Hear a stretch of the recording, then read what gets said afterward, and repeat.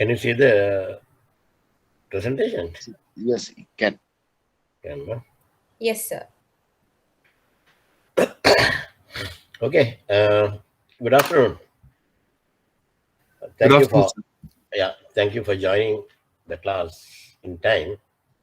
I saw there are some more people either who are not there in the first class or just joining on the second day. Anyway, I have missed certain names. We want to know each other very well because last week also, what I have told you is this is a class where we have to discuss our issues and then clarify the issues. So because of that, you all have to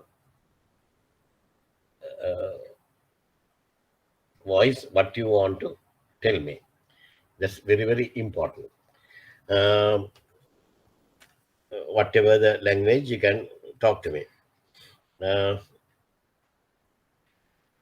are a few people. If I name the people, can you please tell me you're from which bank and which department?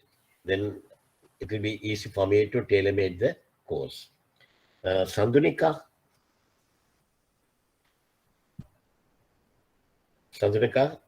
you're from which bank and which department?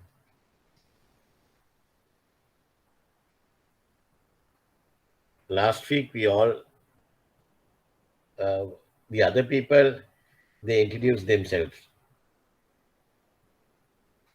Hello? You're not there? Prabhat Vimukti?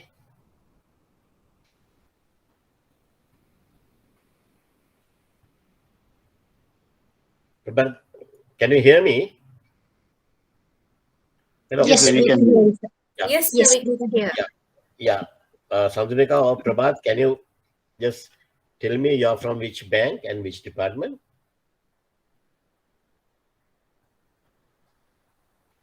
If this is a very bad thing.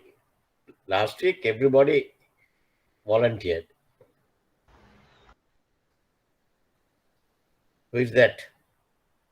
Tell me. දෙන්න නැද්ද? කතා කරන්න බය නම් class එකේ වැඩක් නැහැ. සුවන්ති? Hi, sir. Yeah. Right.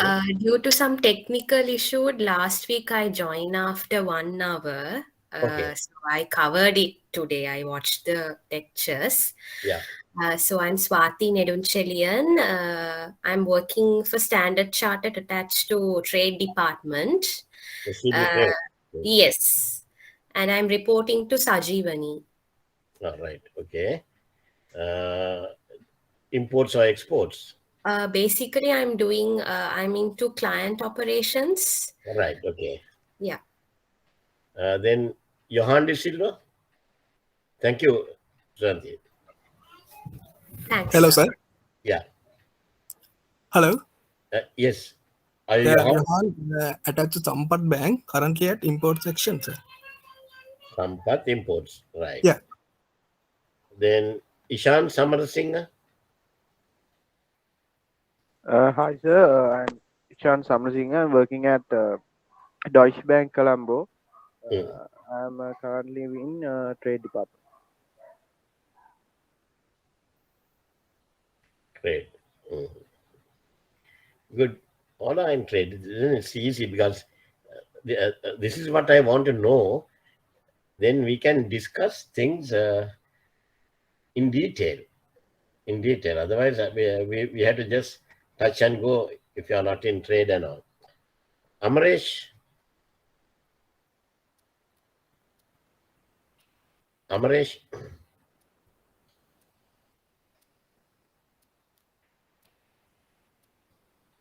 Dilmi Munusinghe.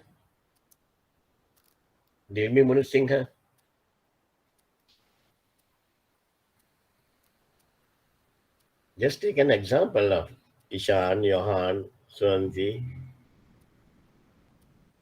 Be brave. Hello, Speak sir. Hello. Yeah, tell me. Sir, I'm Dirmini Munisinghe, attached to Sampath Bank, Import Division. Sampath Info. Yes, Okay. sir. Then Gayatri. That name also I missed last time. Hello, Yeah. sir. Good afternoon. Good I'm afternoon. Gayatri. I'm from Hat National Bank. I'm handling trade at branch level, sir. Trade at branch level. Yes, Okay. That means you are advising the branches. yes, sir. Right. Good. Then only 3 people didn't respond. That is Sandhnika, Prabhat, and Amaresh. Right? Okay, Uncle Baland. Excuse me, sir.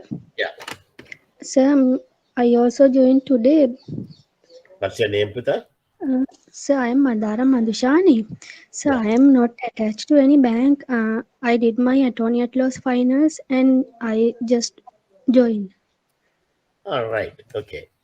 Good. I love to join a bank, so that is why I applied for this diploma, sir. Right. Good. Good. Good. Madhushani. Thank Madara. you. Yeah. Madara, are you now practicing at the moment? No, sir. I have to give odds. I have uh, another 3 months to do apprenticeship, and Right. then after I have to give odds, sir. A- Still doing my apprenticeship period, sir. Apprenticeship with whom? I am from Gampa, sir. All right. Okay. Right. Good. Good. Good, Thank you, sir. Madara. Then there are certain legal aspects also we are talking. Uh, this will be beneficial to you as well as you also can add a few more things because I had attorneys at law in all my classes, right? Some famous ones also. Okay, very good. Right. Okay, sir. Thank you, sir. Is it okay because I am not with the It is trade? it is perfectly all right. It is perfectly all right. Since you are an attorney, you can easily pick up the things, right?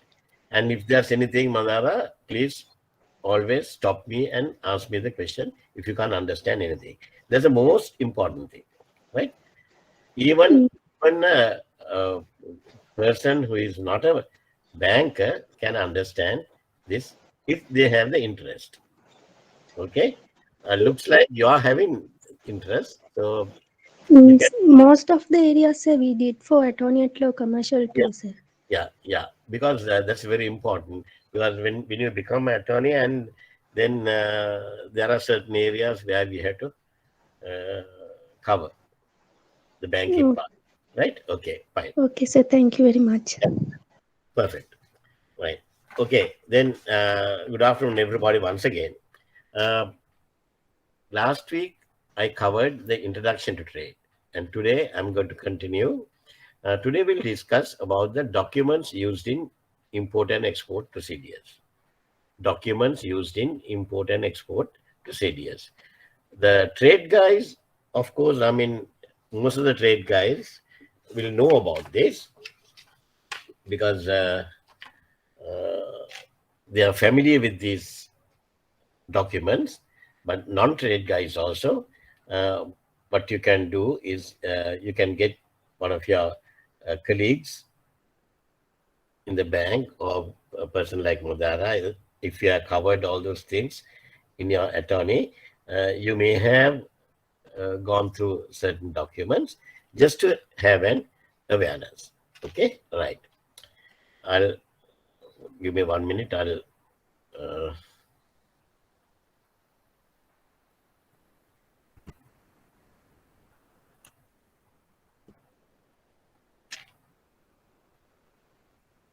I will switch off my video.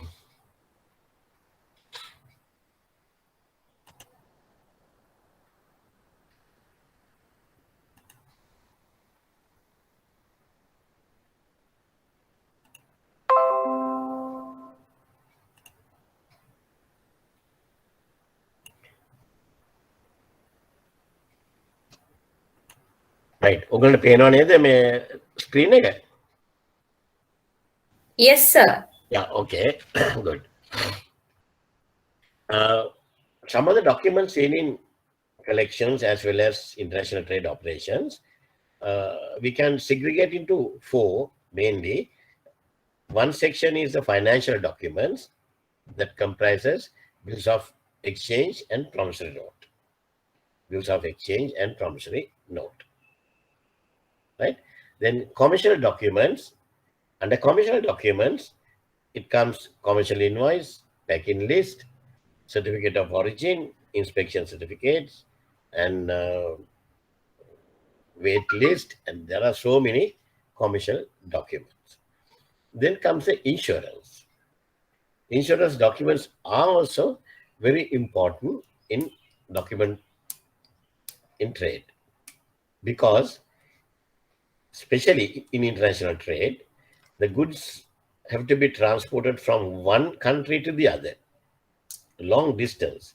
So anything can happen during the voyage. So we have to have a sufficient insurance cover. Transport documents, that is, again, when you are transporting goods from one place to the other, there are certain documents involved, and we have to discuss those documents also. Regarding the transport documents, can one of you tell me, or anybody can tell me, some examples of the transport documents which you can see or which you come across in international trade? Airway bill. Airway bill. Bill of lading. Bill of lading. Oh, I have seen a road transport. road bill transport document. Very good. Who has seen that? also. Zikra, sir. Huh? Standard Chartered. Zikra. Right. Okay. So we have seen SICRA.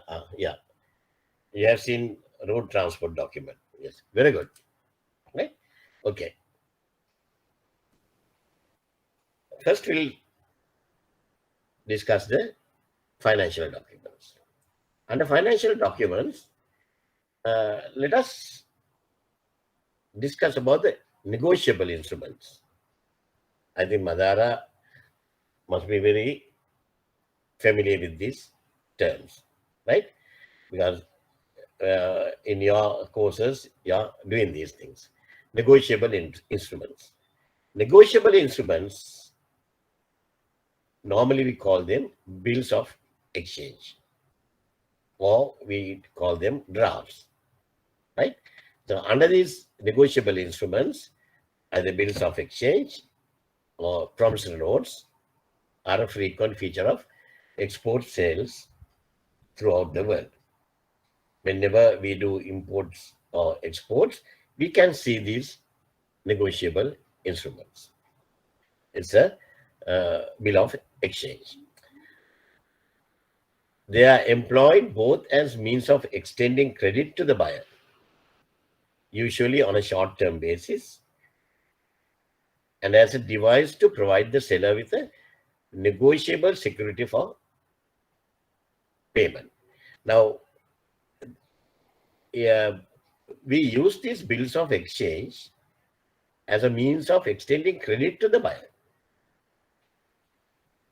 As a means of extending credit to the buyer, or usually on a short-term basis. If it is a DA bill,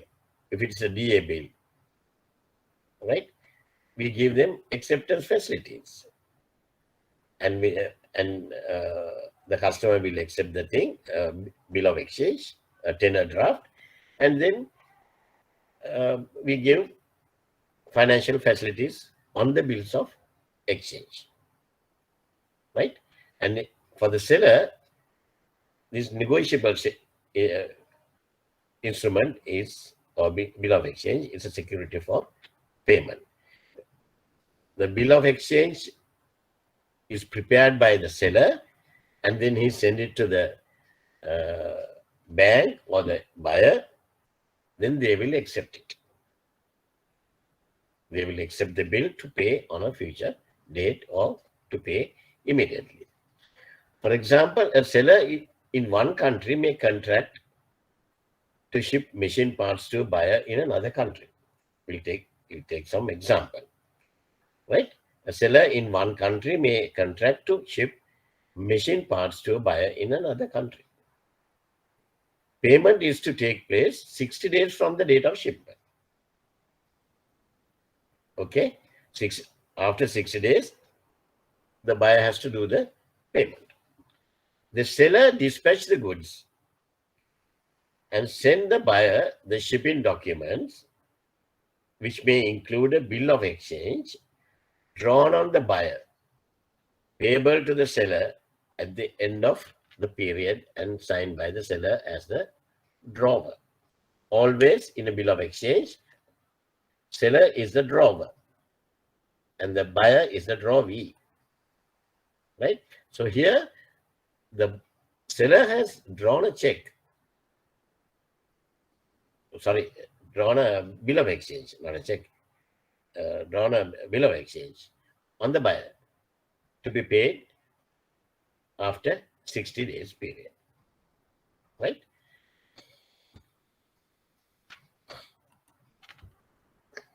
The bill of exchange orders the drawee, the buyer, to pay the agreed sum on the stipulated date. If it is a side bill, then they order the buyer or the drawee to pay immediately at site, right? If it is a usance bill, that means to pay on a future date, then they will request the buyer to pay on the due date. The buyer has to accept it. And if they default, if the buyer default, we can go for litigation. Is it true, Madara? On bill of exchange, if they default, we can file a case, isn't it? Yes, sir. Yes. Now you are comfortable, no? You know what we are talking and what we are covering and what you know.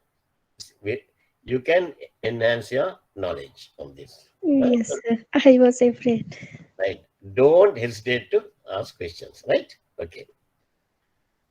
And a lot of people think when you are in the international trade department, once you complete 1 year or so, a lot of people, I am always telling to my staff, they think that they know everything. They think that they know everything. But international trade is a vast, vast area which is getting changed day by day, right? So if you are not updating your knowledge, you will be outdated. Your knowledge will be outdated. So that's the main reason why we have to update our knowledge, right? And in my case, after being in international trade departments, heading the countries and everything for 45 years, the majority of the people in Sri Lanka, bankers as well as the other commercial institutions, they think, since I am the main trainer, lecturer in international trade here at the moment, they think I am the maestro. I know everything. Me, that is their thinking.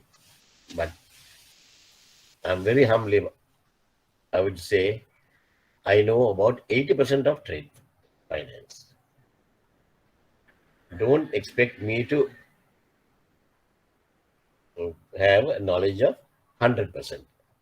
Even though I am the one who is preparing these, trade quiz in the interbank trade quiz competitions, right?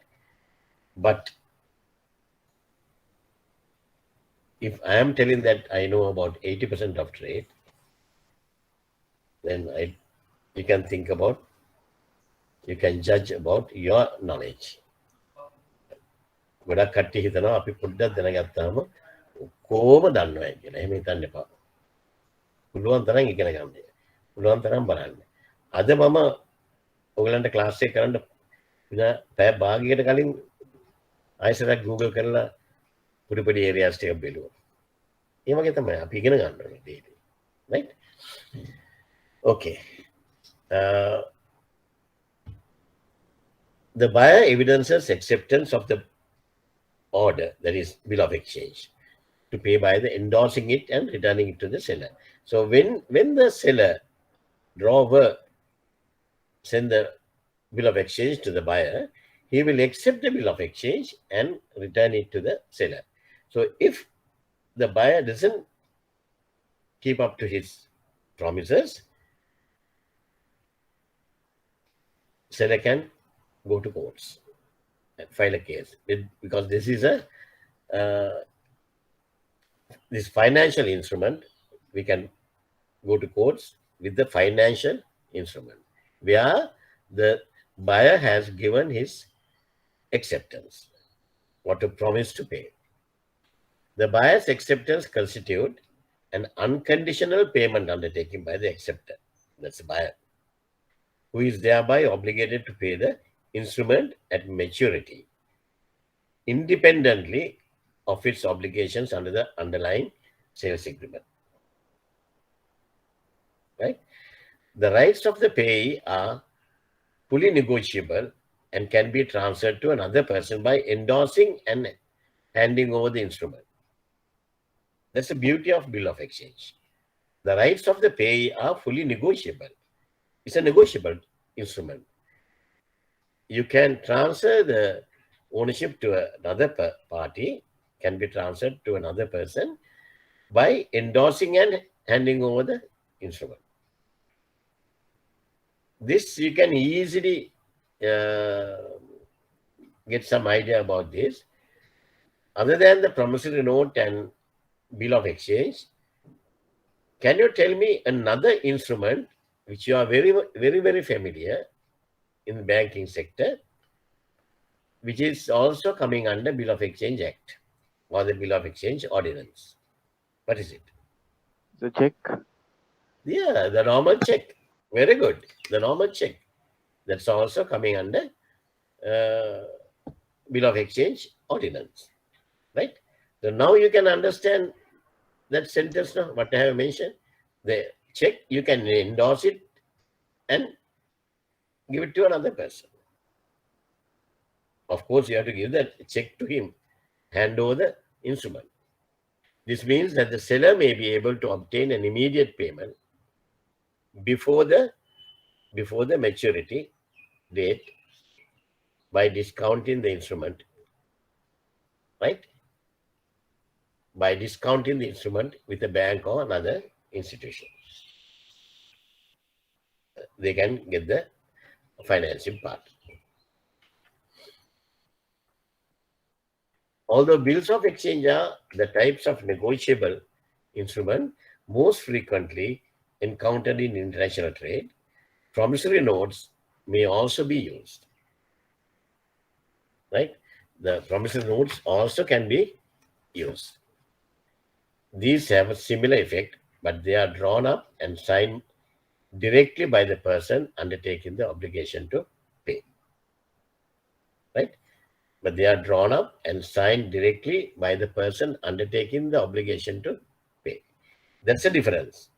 In bill of exchange, the drawer will prepare the document and give it to the drawee to accept. Right? Under promissory note, the drawee, he himself will draw up the promissory note and then sign by him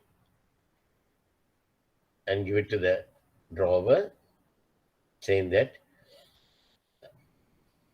I am promising to pay you on a future date. Right? Such negotiable instruments provide a means whereby a payment undertaking can be detached from any underlying commercial or financial contract and issued in the form of an independent document that can be transferred from one person to another. Now, bill of exchange is an independent one from the underlying commercial documents. Whether the underlying commercial documents are complete or not, if the drawee has accepted the bill of exchange, then he is obliged to pay. Right? Okay. Now, anybody tell me the bill of exchange, the applicable law in Sri Lanka under bill of exchange ordinance is Bill of Exchange Ordinance 1882 UK. But this has been enacted in Sri Lanka in 1927. Those days in Ceylon. Right? In 1927, this was enacted in Sri Lanka under the Bill of Exchange Ordinance number 25 of 1927. If there's anything, you can just jot down. Right? So the applicable law of bills of exchange in Sri Lanka is coming under Bills of Exchange Ordinance number 25 of 1927. According to the definition of a bill of exchange, right? A bill of exchange is an unconditional order in writing. Unconditional order. There's no conditions. Right? When you open LCs, there are certain conditions. But under the LC, if you have asked for a bill of exchange, the bill of exchange doesn't have any conditions. It's an unconditional order in writing. Addressed by one person. It is prepared by the drawer.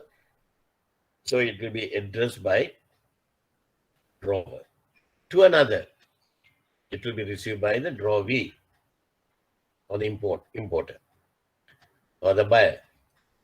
Signed by the drawer. So bill of exchange is signed by the drawer. Requiring the person to whom it is addressed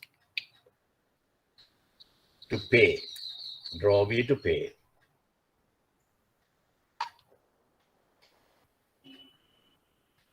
On demand or at a fixed or determinable future date. On demand or at a fixed or determinable future date. A certain sum in money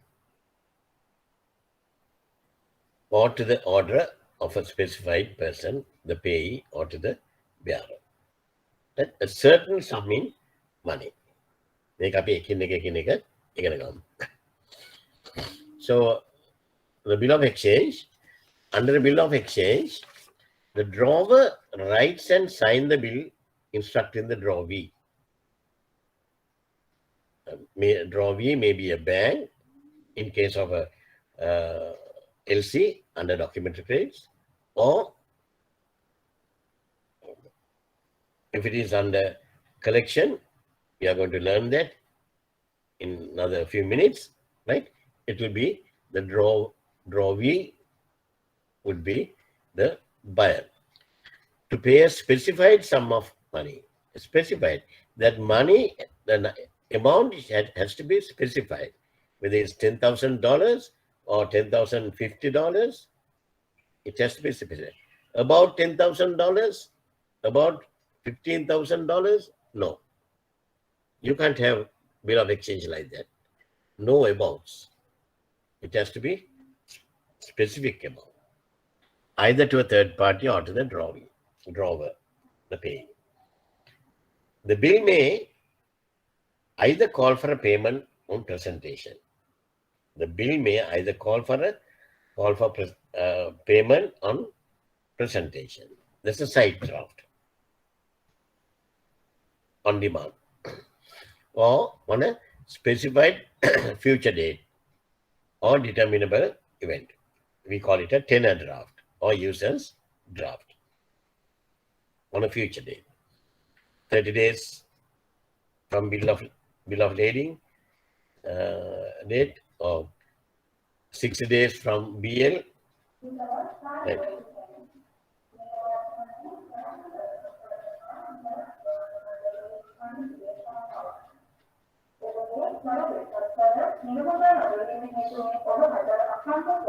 Right. The payment order must be unconditional.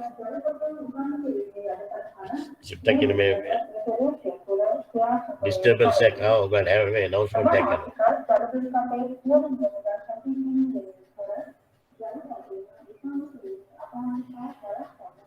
Right. The payment order must be unconditional.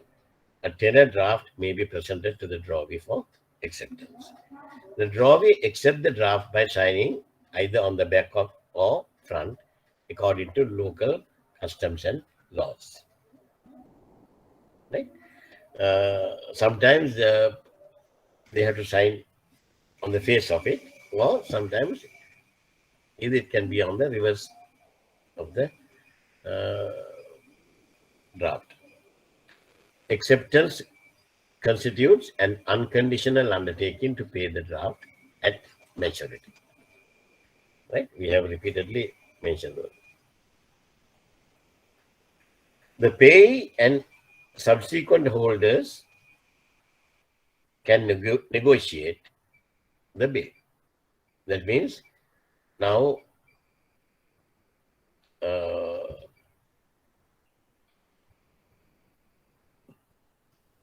who the payee or the subsequent holders can negotiate the bill. If it is a bank, the bank can negotiate the bill, or they can discount the bill. Right? This means that they can sell their rights in the bill to a third party, who then becomes the holder. Right? Holding due course. In return for making immediate cash payment, the party buying the bill often pays a discounted amount, which is less than the face value of the bill. This is a very familiar thing, even though we are just learning these things in a theoretical side, but your day-to-day operations, all the trade guys knows about it. Discounting bill.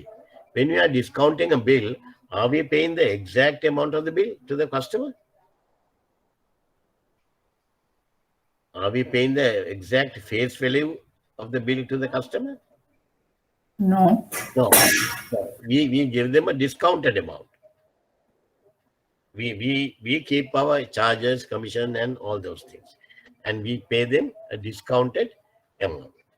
This difference between the amount paid and the full amount payable on the bill at a later date or at a later date represent the buyer's interest charge, opportunity cost, and assumption of the risk.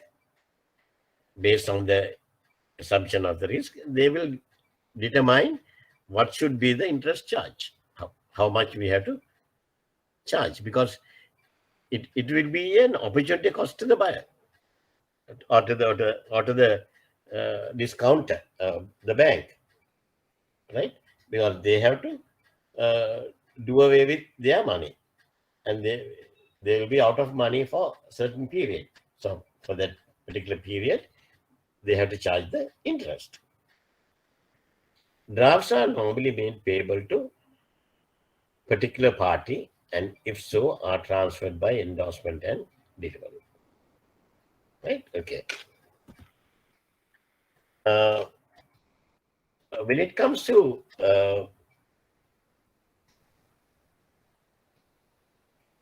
holder of bill, right? When it comes to holder of bill, there are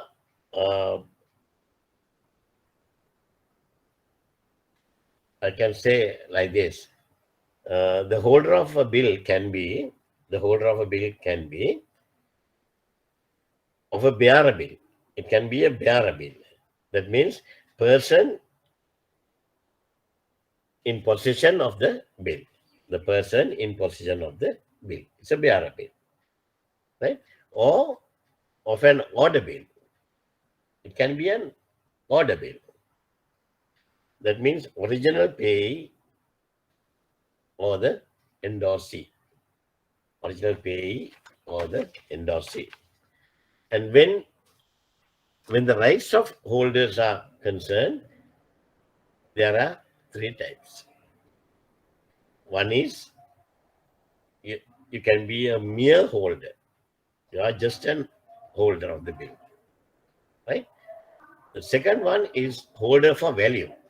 You have paid certain amount and then got the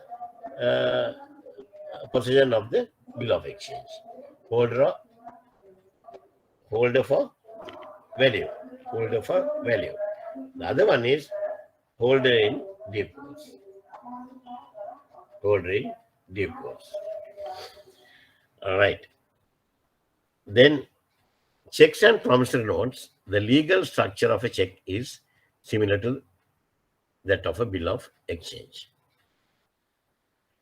Unlike a bill of exchange, however, a check must be drawn on a bank and it is payable upon presentation to that bank, right? A promissory note also has most of the same features as a bill of exchange. The essential difference is that it is not an order to another party to pay.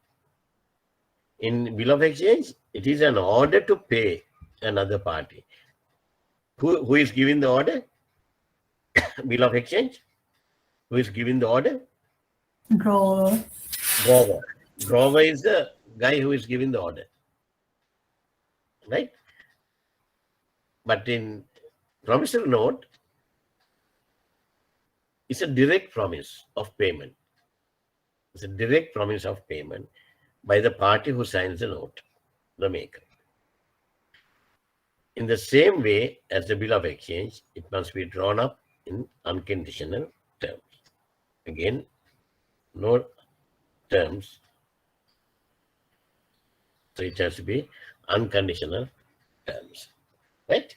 Okay. Sometimes you might get short questions like compare promissory note and bill of exchange.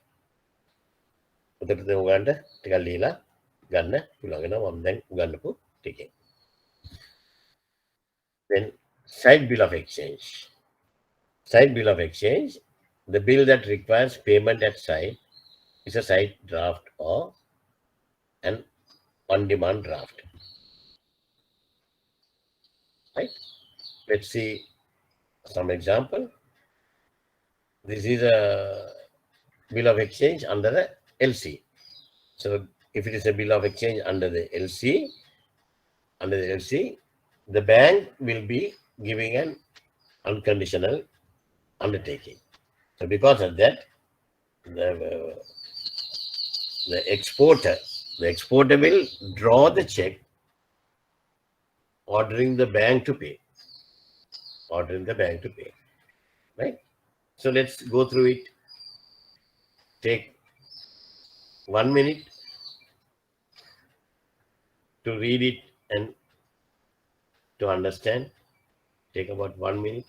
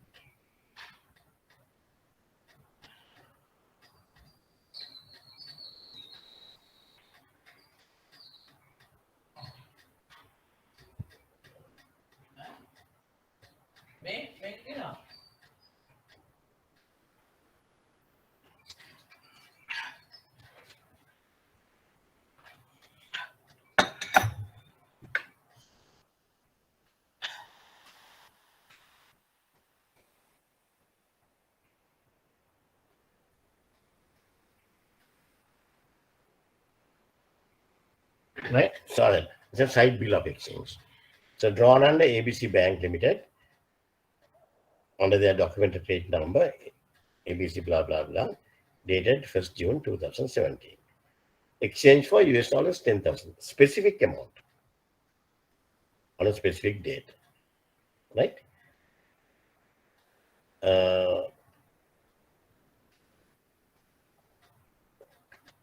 At site of this first exchange, at site of this first of exchange, second unpaid, pay to the order of ourselves a sum of United States dollars 10,000 only. Currency should be specific. You can't just say $10,000. There are so many dollars in the world, right? Australian dollars, Canadian dollars, United States dollars, American dollars. So you have to say United States dollars, 10,000 only. Drawn on ABC Bank Limited and signed by the United Exports Private Limited. That is the exporter. Okay. Now, tell me, can somebody tell me, when you go, if you have gone through this, there are 2 days.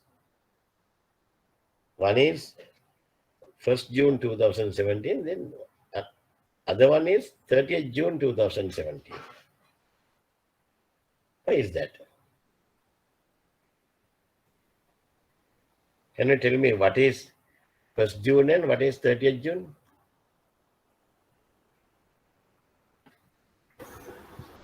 First one is documentary credit date. Documented trade date, very good. Second date, 30th June is document date. I mean, correction documents date. Very good.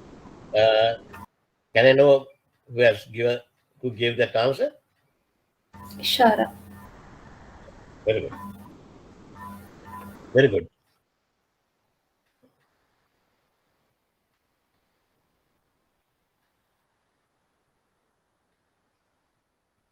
Ishara, State Bank of India, ne?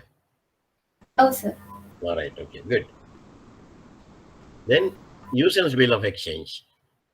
We call it tenor draft or term draft. Draft that is payable at a future date. Can you go through it again? Drawn under ABC Bank, sent 1st June 2017, issued on 30th June, right? Now, here they request you to pay on 28th October 2017. That's a future date. There are 3 days involved. 3 dates involved, right? First one is the LC date. Second one is the draft bill of exchange issuance date. Then we are requesting the drawee to pay on 28th October on a future date, right? Then in a scenario like this, the bank or the buyer will accept the draft to be paid on the exact date, right? That's why we call them tenor draft or term draft, right? And there's another one. Nobody asked me that question. I was expecting this question from you. To pay this first of exchange, within brackets, second unpaid. What do you mean by that?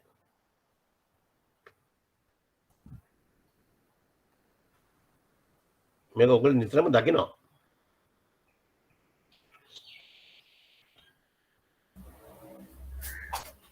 Normally, 2 sets of bills are given.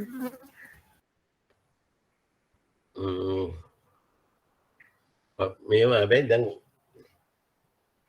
obsolete වෙලා දැන්. Right? Normally, those days, when we were handling bills, about 30-40 years back, we used to dispatch the documents in 2 lots. The one lot will go today. The same, another original set will be dispatched in another mail First one goes in airmail. අපිට courier තිබ්බේ නැහැ දවස්වල. We didn't have any courier companies or anything like that. So we used to dispatch by airmail. We dispatch today. Tomorrow we dispatch another set. Tomorrow or day after tomorrow we'll dispatch another set in another airmail document. Right? එතන first එක බැරි වෙලාවත් plane එක කඩා වැටුණොත් second එක හම්බ වෙනවා. ඒක තමයි අපි කියන්නේ to pay this first of exchange. අර කියන්නේ second of exchange. If the first unpaid. ඒක අපි කියන්නේ to pay this second of exchange. Within brackets first unpaid. Right? දැන් නම් එහෙම ගන්න නෑ. දැන් අපි we always use only one set, and we say hand it over to the courier, and the courier guys are very, very efficient these days, right? So we are not dispatching two sets. Do you have any experience, any banks? Tell me whether you are still using two sets of export documents or in other karne.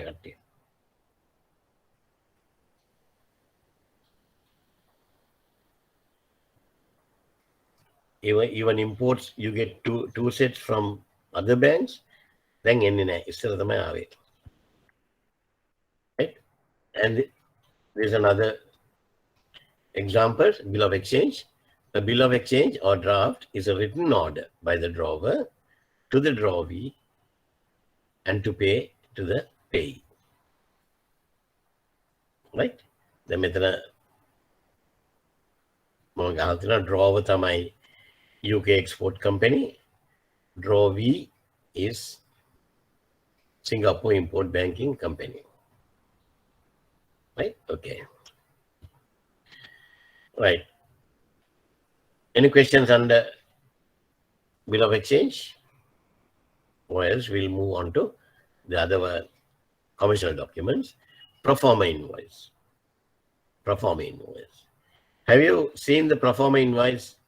The people who are working in trade, have you got a chance to see a sample pro forma invoice? Yes, sir. Yes. Whenever you are opening LCs, the customer will submit the LC application to the bank along with the pro forma invoice. Am I correct? Right. Now, in the pro forma invoice, it is an estimated invoice sent by a seller to a buyer in advance of a shipment or delivery of goods. I told you last week, before the first step of a international trade transaction is to have the sale contract. Between the buyer and the seller, we have to have a sales contract. So based on the sales contract, the seller will prepare the pro forma invoice. The pro forma invoice is almost in line with the sales contract. The important areas, then they will, pro forma invoice is prepared by the seller and then send it to the buyer. Right? And it's an estimated invoice. We don't know by the time we dispatch the goods, we don't know what will be the exact value. Value may get changed, and certain quantities also might get changed. The year අපි පුතේක නැගිටිනකොට මොනවා වැඩි වෙලා තිබුණාද නේද? Petrol ගියා, diesel ගියා, පාන් ගියා, පිටි ගියා. නොගිය එකක් නැහැ. මේකම නැග්ගා. ඉතින් එතකොට අපිට කියන්න බෑනේ මාස 3කේ මොනවද වෙන්නේ කියන එක නෙමෙයි දවසකින් මොනවද වෙන්නේ කියලා අපි දන්නේ ලංකාවේ නෝ. Right. It notes the kind and quantity of the goods, their value, and other important information such as weight and transportation charges. Right. Pro forma invoices are commonly used as the basic preliminary invoices with a quotation or for customs purpose in importation. They differ from normal invoice in not being a demand or request for payment. Very, very important. A commercial invoice is like a demand or request for payment. This is the exact one we have sent to you. So please pay this amount. Please pay this amount. But pro forma invoice is not a demand. It is only a norm, and it is not a request for payment. It's only certain information we give to the buyer, right? Commercial invoice.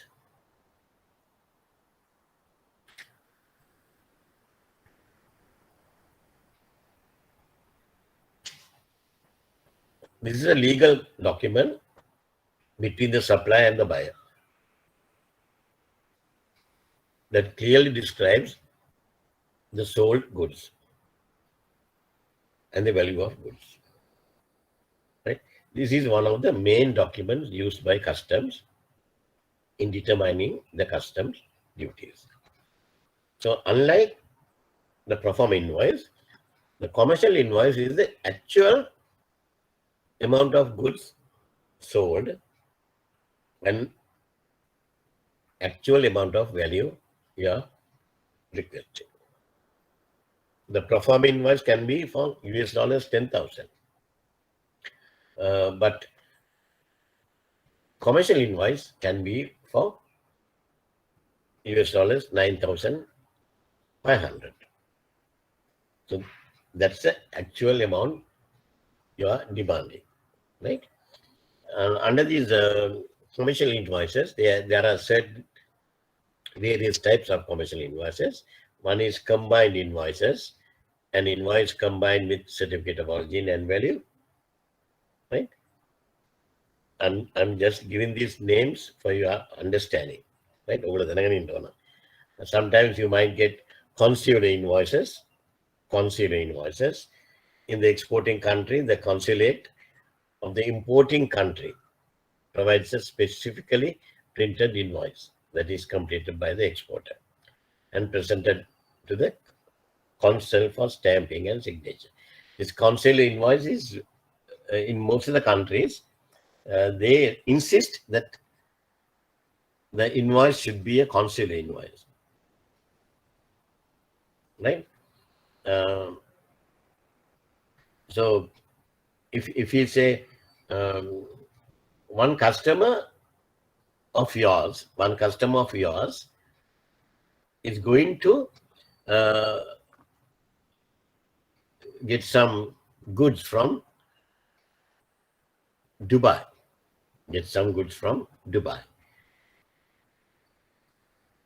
Then the Sri Lankan embassy or Sri Lankan government here will ask the importer, when you are importing from Dubai or any other places, we need consular invoices. Consular invoices means the exporter has to prepare this invoice and name it as a consular invoice, and then go to the consul general office or the embassy of Sri Lanka. That is the importing country's embassy.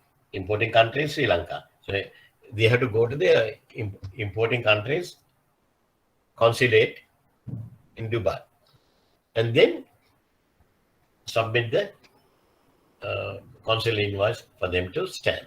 So they will charge you 100 dirhams for the service and then stamp it. Right?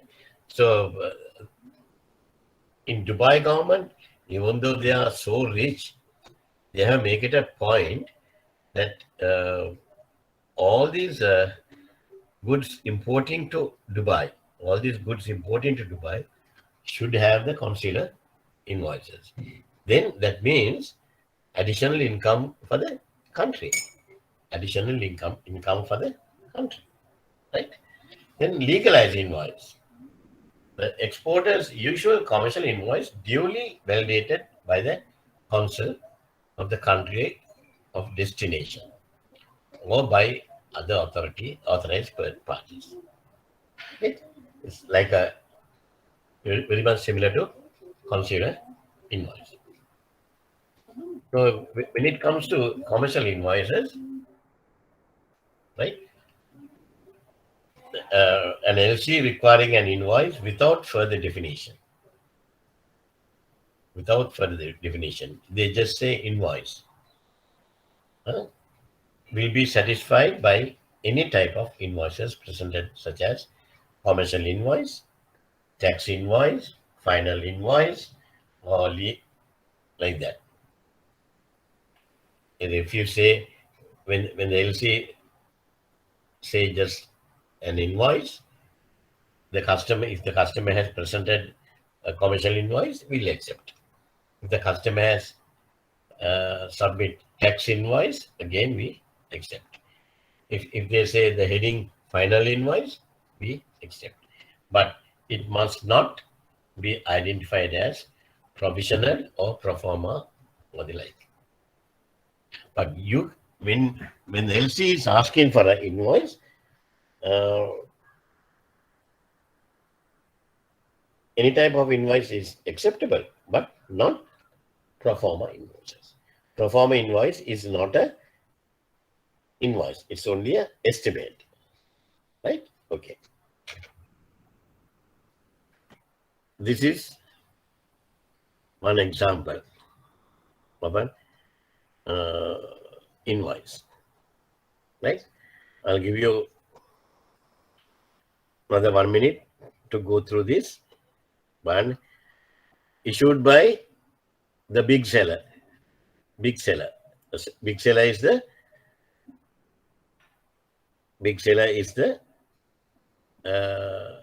seller or the beneficiary. Right?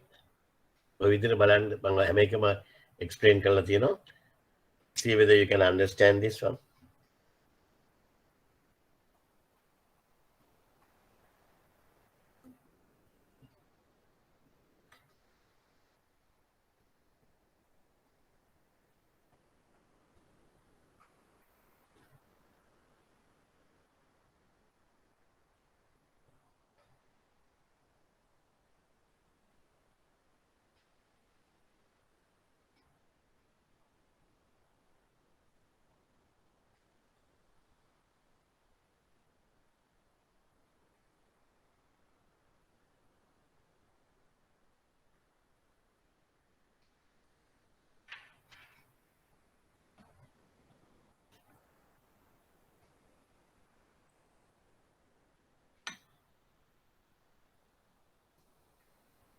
Well, appears to have been issued by the beneficiary or second beneficiary. Don't bother about first beneficiary, second beneficiary part. We will learn it in future classes. Right? It has to be issued by the beneficiary. Beneficiary is the seller. And it has to be addressed to the buyer, prime buyer. Right? Okay. Then mode of shipment, ocean shipment. Shipment from Port Go to Greece Port. Right? Payment terms at 60 days after shipment date under DC number blah blah blah, issued by the Import Finance Bank, Cool City. Right? Then description of goods. 2000 briefcases, Hancock brand, as per our pro forma invoice. As per our pro forma invoice. The description is to be correspond to LC. If the LC says 2000 briefcases, Hancock brand, as per the pro forma invoice, the same thing has to be given in the commercial invoice. right? In line with the LC. The LC description is, we'll say, black color Hancock brand briefcases, total 2,000 pieces, right? CPT Breezeport Incoterms 2000. Ekala Incoterm CPT Breezeport. Right. Then the black color is 2,000 briefcases important, right? Then brand again important, Hancock brand, right? Right. Then value, amount and the currency. To indicate the value and the currency. US dollars 50,000. The unit price, if any, if there's any unit price, you can say, right? As well as a trade term. Trade term is CPT. Right? Abhi Incoterm karnota make a matak kena. Ekinda puluan tanang ogulu. May balabala try to understand. If you can't understand, don't worry. When we are going into details in future, you will understand this. You can, the second time when you are reading, you can get a better understanding. Right? Okay. Methanamand, commercial invoice, Petro Byproducts Limited, issued to Agri Industrial Company, Green Country.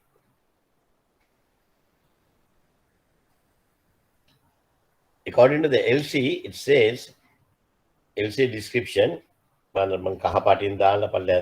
color, LC description of goods is 10,000 metric tons, 10,000 metric tons yellow sulfur, US dollars 30 per metric ton, 10,000 metric ton.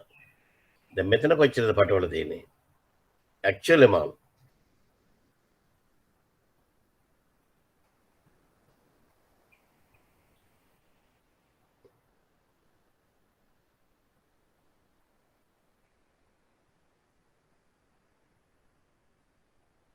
Here that in yellow sulfur, how many metric tons we have shipped? 10,075. 10,075. So is it matching with the LC description? No. No. But again, when we are discussing the UCP 600, we will learn. 5% tolerance is acceptable.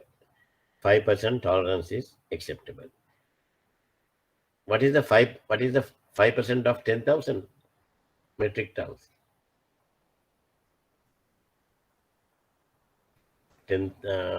500 isn't it? 5% can 500. Again, 10,000 up to 10,500 is acceptable. Here, the amount is 10,075, well within the 5% tolerance. Right? Even if they have not mentioned, according to the UCP regulations, 5% tolerance is acceptable. Right? Okay. But the LC amount should not get overdrawn. LC amount quantity of goods can be different. Right. Now we'll go for the transport document, bill of lading. Right. Bill of lading, it is a receipt issued by a shipping company or its authorized agents for goods shipped on board a named vessel or for goods received for shipment. Right? The BL is a receipt issued by a shipping company for the goods they have received for shipment. The BL is a document in the carriage of goods by sea. Always the bill of lading is issued for the carriage of goods by sea. right, which regulate the contractual relationship between the carrier and the shipper or the receiver. The functions of bill of lading, the functions of bill of lading is, one is receipt for the cargo. BL is a receipt for the cargo. When they have received the cargo to be dispatched, the shipping company will issue the bill of lading. So that shows one of the functions in the bill of lading is receipt for the cargo. And evidence of a contract of carriage. Evidence of a contract of carriage. In a bill of lading, we mention the carriage name. So that means they have already booked the carriage. And it's the evidence of a contract of carriage. Then the document of title. It's a title document. It can be endorsed and transferred to another party.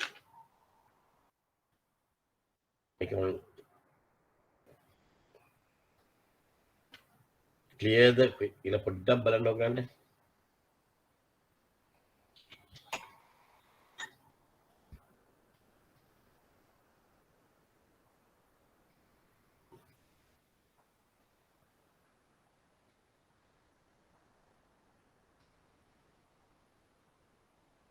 නැත්තම් මේකෙන් පුළුවන් යන්තම් කියන්න a bill of lading හැමතිස්සෙම ගන්න ඕන issued by the shipper, the consignee, who is the consignee, the address and all those things, then from which port to which port, all those things has to be given in the bill of lading. It's a negotiable document and it has to be acceptable to the buyer. The BL should carry an onboard notation when they have been shipped. The onboard notation is very, very important in a BL, right? To show in the actual date of shipment. Sometimes, however, the onboard wording is in small print at the bottom of the BL, in which case there is no need for a dated onboard notation to be shown separately with the date and signature. Normally, we have to say onboard date, but if they are not maintaining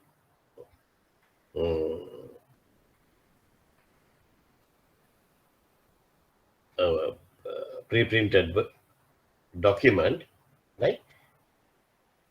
අපි සඳහන් වෙලා නැත්නම් අපි ගන්නේ BL එකේ issuing date එක onboard date එක හැටියට. එහෙම නැත්නම් අපි onboard date එකක් වෙනම දෙන්න ඕන. Be clean, having no notation by the shipping company to the effect that goods packaging are damaged. It has to be a clean document. That means without any notations on the BL to say that the packages have been broken or damaged, right? Don't worry, all those things we are learning in detail when we are discussing the UCP 600. The main parties involved in a bill of lading. The main parties involved in a bill of lading are the shipper, right? It's a contract actually. Shipper, the person who sends the goods. Then consignee, the person who takes delivery of the goods, the buyer. Notify party, the person, usually the importer, to whom the shipping company or its agents gives notice of arrival of the goods. Carrier, the person or company who has concluded the contract with the shipper for conveyance of goods. Right? So all those things has to be there in a normal bill of lading. And there's another one called multimodal bill of lading. Normally the bill of lading is from one port to another port. But you get a different type, you call it multimodal bill of lading. Right? Multimodal bill of lading is And sometimes, if you say more than one mode of transportation, more than one mode of transportation. For example, in a European country, we'll see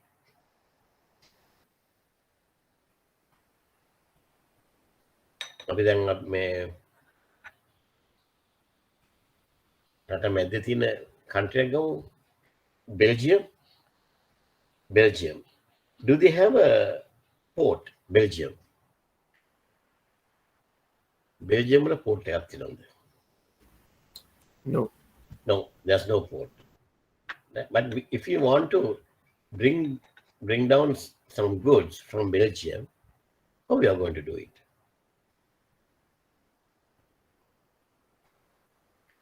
First, we had to bring the goods to a nearby seaport. Either we had to bring the goods to France or Germany by road, by trucks.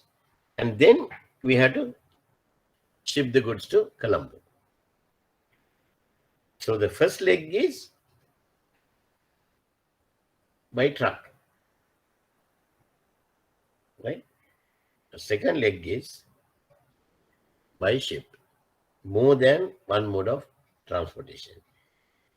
Those type of things, we call it multimodal bill of lading, right? Airway bill. මේකේ අපි කරන්නේ මේ අද class එකේ කරන්නේ මේ awareness එකක් යන්නේ ඈ. මේ ඔක්කොම පස්සේ අපි ඩීටේල් කරනවා. දැන් යන්නේ awareness එක. Airway bill. The airway bill is issued to the shipper, is an acknowledgement by an airline company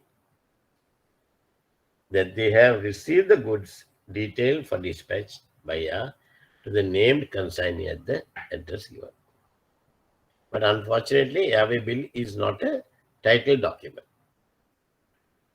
and it is not a negotiable document too. Right?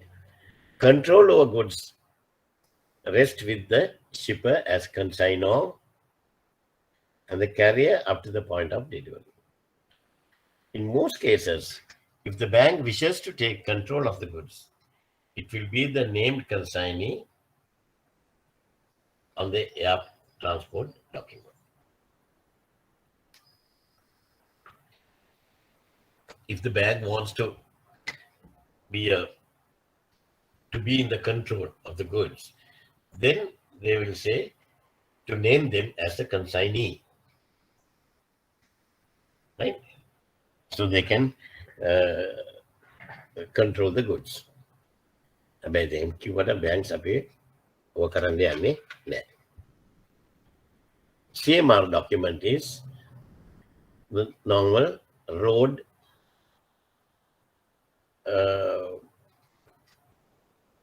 කෙනෙක් වනේ SCB එකේ Sikra or somebody who has seen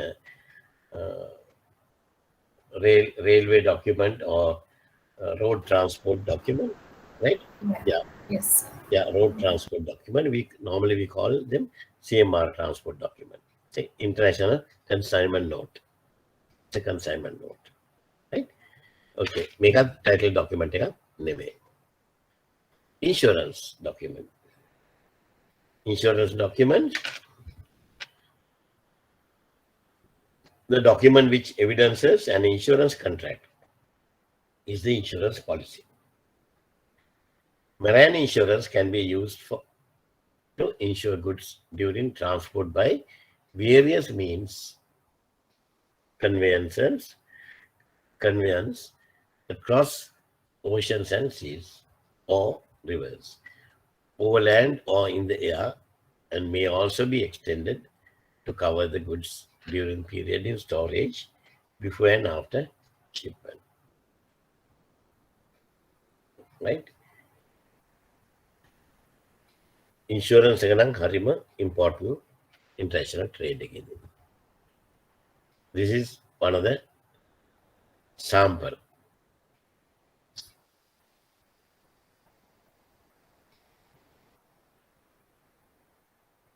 බලන්න විනාඩියක් මේක දිහා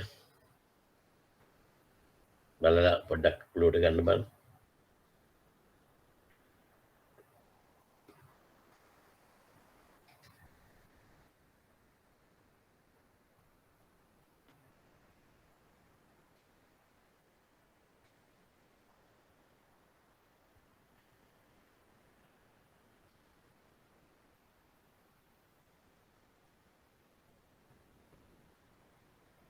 හොඳට බලන්න මම අහන ක්වෙස්චන්ස් වලට උත්තර දෙන්න.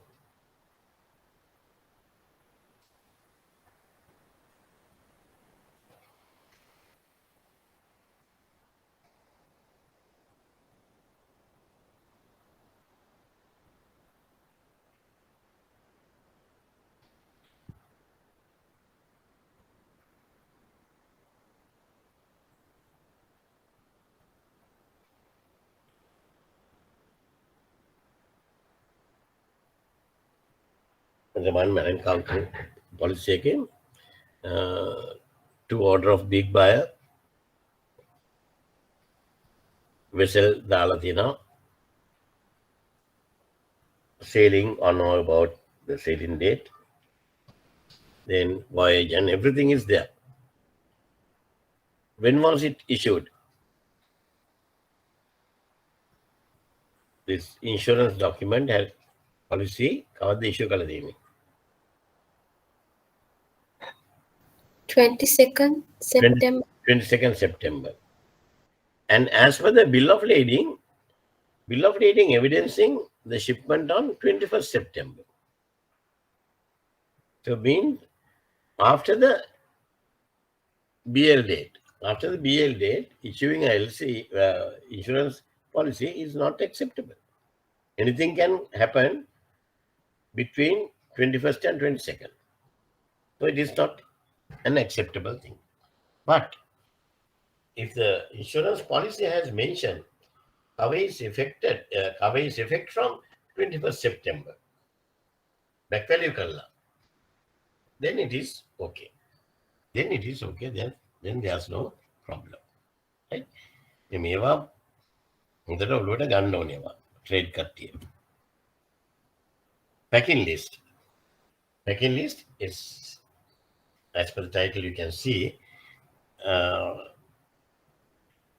bearing a similar title or untitled that fulfills its function by containing any information as to the packing of the goods. How it has been packed, whether it's in cartons or crates or the boxes, wooden boxes, the cardboard boxes, packing list. That is packing list. Right? The weight list is also a similar thing. Weight list is also similar thing. To see the exact weight of the goods. Then beneficiary certificates. Sometimes it needs to be signed by or for the beneficiary. Right? Date not to conflict with the credit or stipulated documents. මම ඔයගන්ට වැඩි කියන්න යන්නේ නැහැ. මොකද මේවා ආපහු ISBP කරද්දී අපි මේවා ඩිස්කස් කරනවා. දැනට මම ඔයගන්ට දැනගන්න ඕනේ what are the documents? Packing list, the weight note එක, beneficiary certificate, ඒ වගේ දේවල් තියෙන්න ඕන. Then analysis certificates, inspection certificates, health certificate, phytosanitary certificates. What do you mean by phytosanitary certificate? Can somebody tell me what is phytosanitary?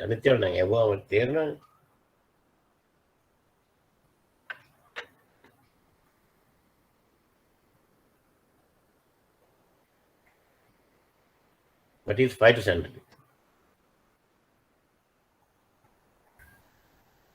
Certificate issued on the quality of the goods. No, that is quality certificate.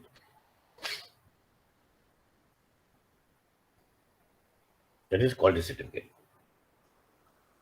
Phytosanitary, අපිට ඕන වෙනවා මේකට. when we are importing milk food, it's a must. Sri Lankan government as well as the customs will insist for this. Phytosanitary is fit for human consumption. Fit for human consumption. නැත්තම් වෙන්න මොකද වෙන්නේ? අපිට අපේ importersලා මෙහෙම අයියලා ඉන්නේ. They will import even the dog milk to Sri Lanka to give it to us. බල්ලන්ට දෙන කිරි අපිටත් දෙයි. ඒ වගේ තමයි අපේ විශ්වවිද්‍යාලය. ඒකෙන් තමයි අපි insist කරන්නේ phytosanitary certificate issued by the authorized government organization in that exports country. Right? Fit for human consumption. Certificate of origin.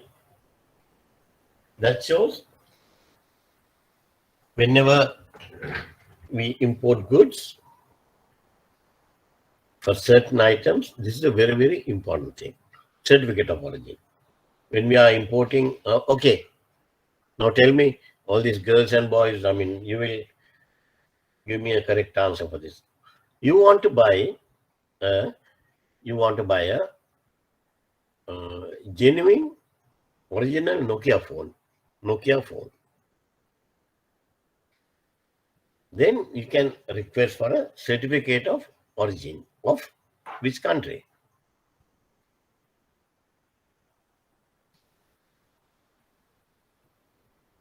Original Nokia. Finland. Yeah, Finland or Hungary. Finland or Hungary, abhi use karna. Certificate of origin. Right? That thing, me dawasala Nokia phones gahana China, Korea, Taiwan, Malaysia, Dubai, India gahana Nokia. ඔය මං දන්නේ ඒවා. අපිට Nokia තාම කොච්චර Nokia ගහනවද දන්නේ නැහැ නේද? මේකෙන්ද අපි හරි පරිස්සම් වෙන්න ඕන. ඔය වගේ දේවල්. දැන් especially when you want to import some vehicle from Japan. How do you know whether this vehicle has been made in Japan? Then we ask for a certificate of origin. Certificate of origin. Make her important. Right? Okay.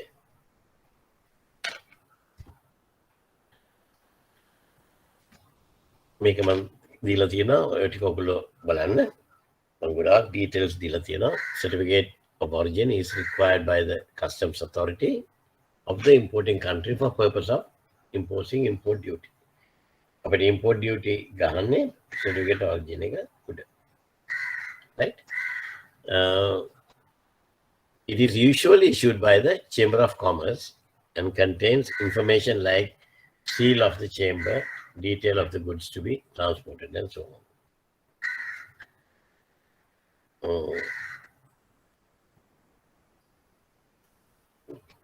What it is, what the information to be provided is given there. Right? Okay. Right. Now we basically we try to have a very overall understanding about the documents involved in international trade operations. Right? Questions? Who prepares a bill of exchange? Drawer. Drawer. Very good. That means seller. Very good. Match the following parties in a bill of exchange. What do you tell me? Exported drawer, imported drawer, Imported export drawer bank. and exporter's bank is paying. Very good. Who are the main parties involved in a bill of lading? consignee, Shipper. Consignee, yes. Shipper. Notified party. Notified. yeah, Then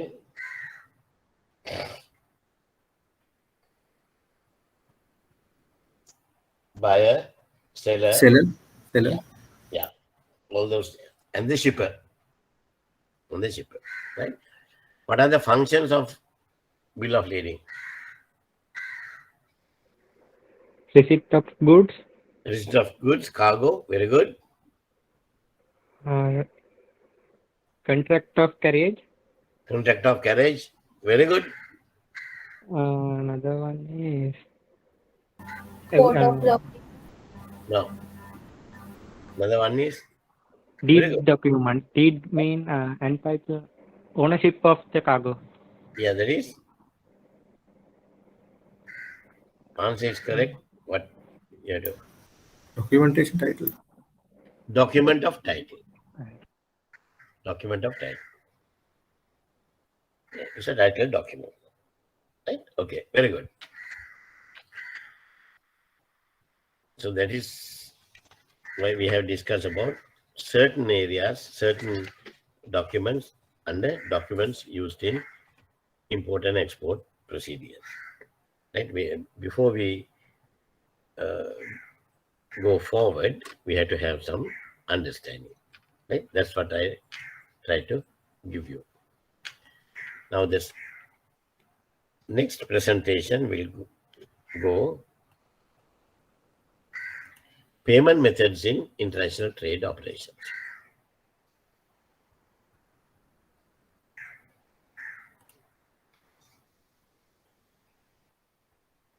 Payment methods in international trade operations.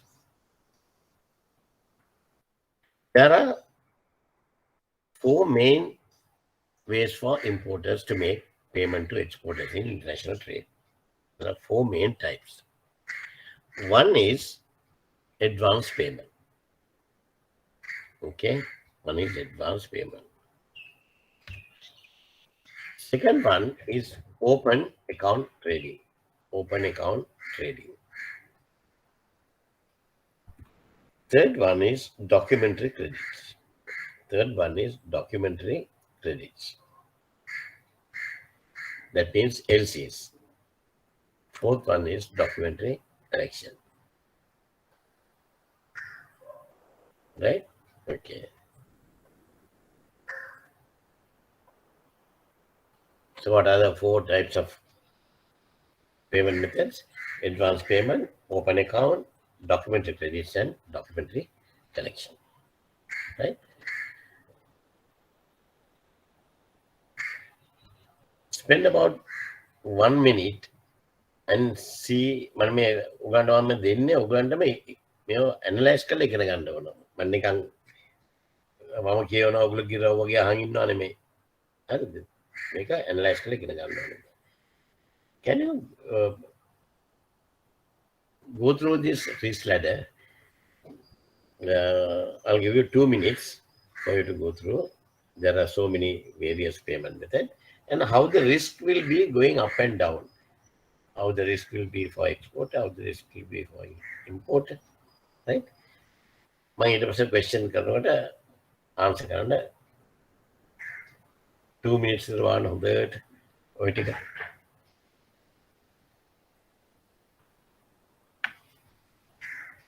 try to understand and then see the risk.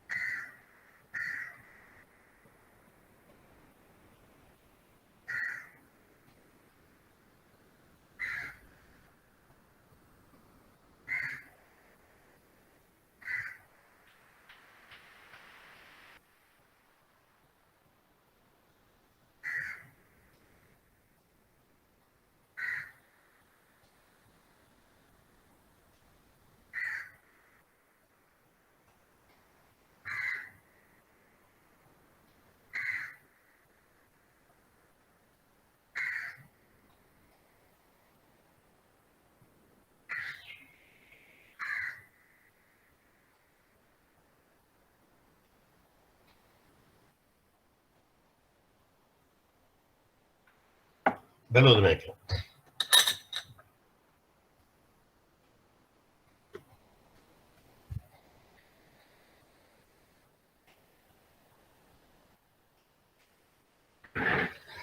Now here, there are 4 types of main payment methods. Advance payment, open account, documentary creation, documentary collection. Right? Now, we have mentioned, if you put everything in a risk ladder, open account in one end, the other extreme is prepayment or advance payment, right? Between these 2 extremes, we get collection, DA collection, documents against acceptance, DA, use and funds, and collection DP, site, and documentary credit, LCs, and confirmed LCs, right? So one side you get exporter, the other side you get importer. So according to the risk ladder, for an exporter, the most secured one is prepayment or advance payment, where he gets the money in advance. So he is fully secured. The worst secured one for him is open account. We learn why it is. On the other hand, the most secured one for the importer is open account, the opposite to the exporter. And the least secured one for importer is advance payment. Least secured one is advance payment, right? දෙකම අපි ඉගෙන ගමු. අනිත් ඒවා අපිට මැදට දාගන්න පුළුවන්. ඊට පස්සේ extremes එක ඉගෙන ගත්තට පස්සේ අපිට හරි ලේසි. Right? First we will see the open account. See the open account. The open account, the transaction cycle I have given here, right? I have numbered 1, 2, 3, 4. ඔගලන්ට පේනවද? ඔගලන්ට පේනවද? පේනවනේ. right. එහෙනම් ආපෝසර පොඩ්ඩක් බලන්න මේක දිහා මේ සයිකල් එක දිහා බලලා මේ සයිකල් එක හරි ඉම්පෝටන්ට්. ඔයගන්ට එක්සෑම්ස් වලට එනවා.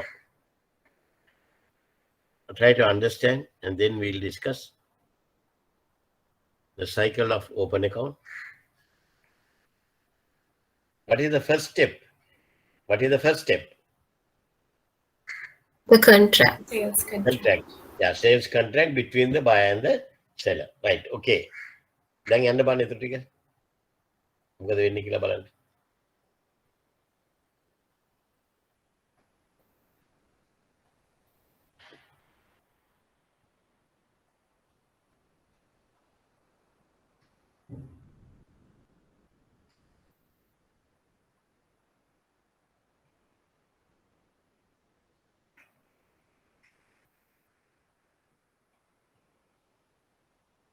Right.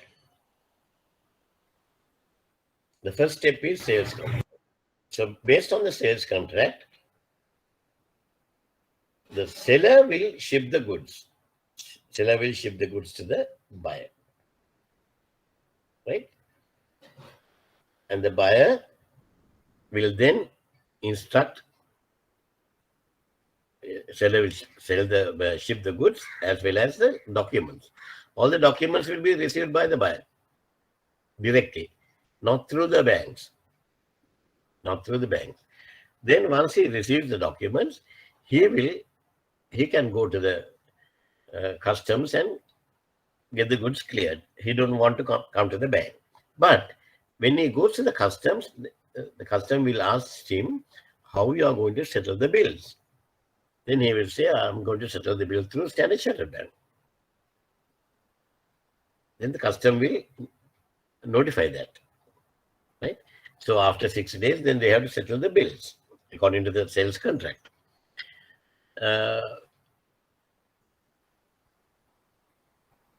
But before that, the moment they receive the instructions, they will give instructions to the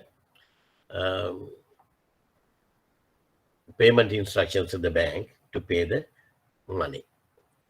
To pay the money. ඒ වෙනකොට මේගොල්ලෝ ඔක්කොම ක්ලියර් කරලා ඉවරයි.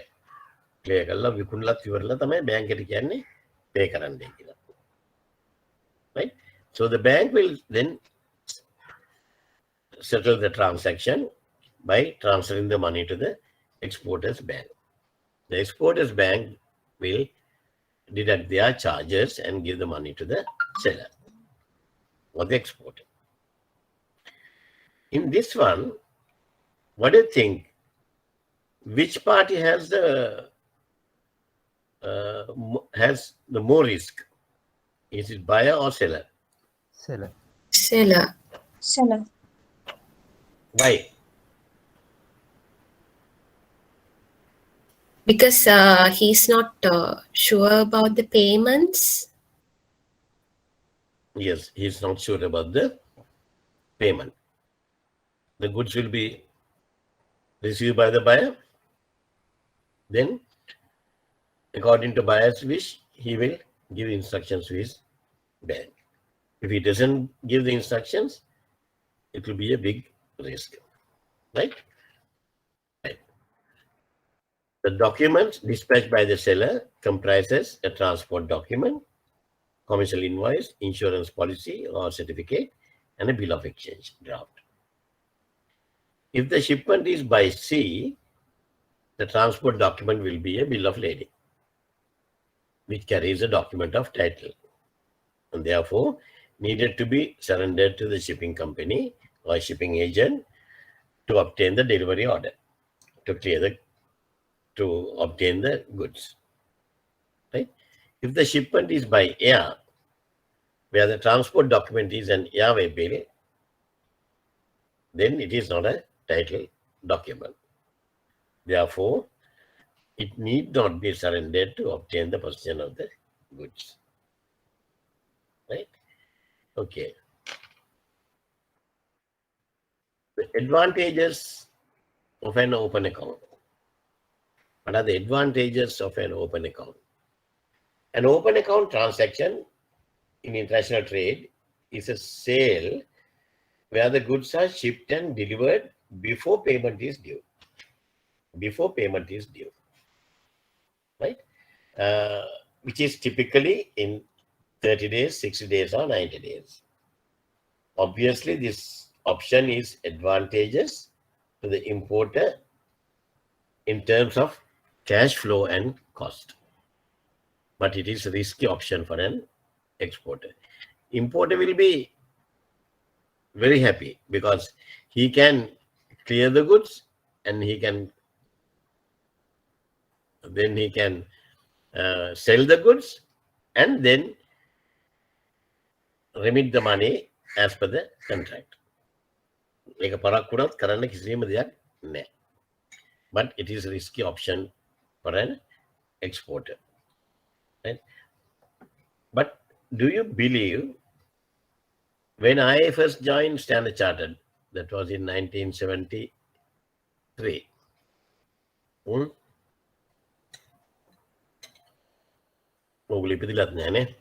Standard Chartered Cloud. එතකොට international trade වල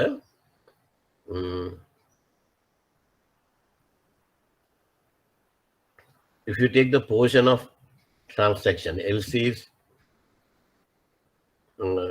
collection, open account and advance payment, 4 payment types. 60% of the transactions were under LCs those days. 30% of the transaction were under collection. And only 5% of transaction were under open account and 5% under advance payment. 5%.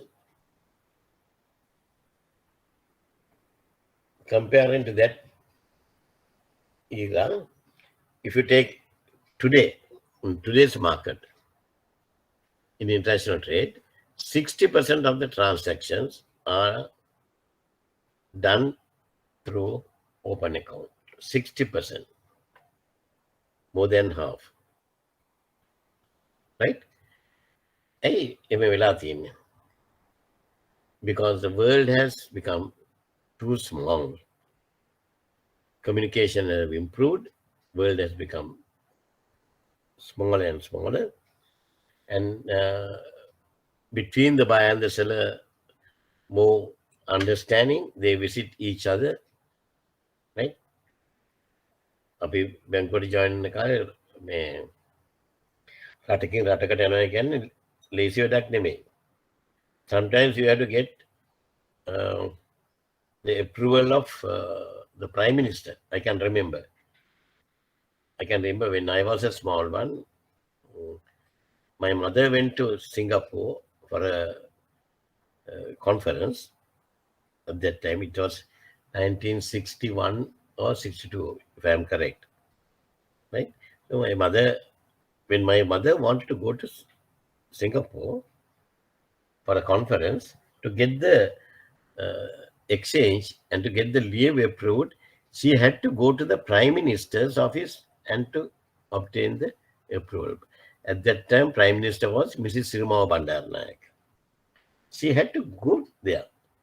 ඒතර යන රට යන කට්ටිය එතනට අද ගුණා නම් කොහොමද අද එයාට වෙන වැඩක් නෑ අපේ මිනිස්සු රට යන හැටියට right ඉතින් ඒ වගේ කාලෙක ඉඳන් දැන් වෙනකොට ඕපන් account එක බොහොම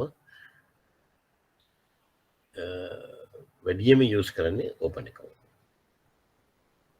right because of the intense competition in export markets. Foreign buyers often press exporters for an open account terms. Because when it comes to open account, it's a buyer's market. Buyer will dictate the terms. So the seller doesn't have any control.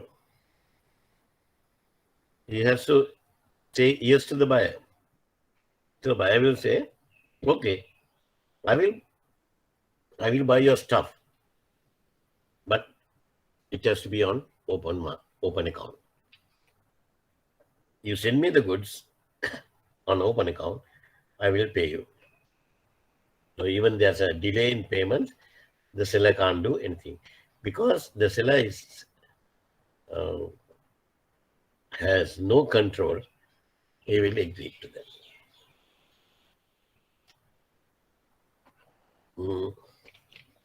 In addition, the extension of credit by the seller to the buyer is more common abroad. Therefore, exporters who are reluctant to extend credit may lose a sale to their competitors. This is what is happening, right? Major risk to exporters on open account terms. Next possible question. Major risk to exporters on open account terms. We can categorize this risk under three main headings. One is buyer's risk. Buyer's risk. This is known as the credit risk. The buyer may not pay for the goods because of insolvency or willful default.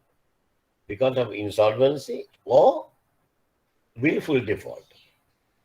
Or November. Right? Exporter lost control of the goods at the moment he dispatched them.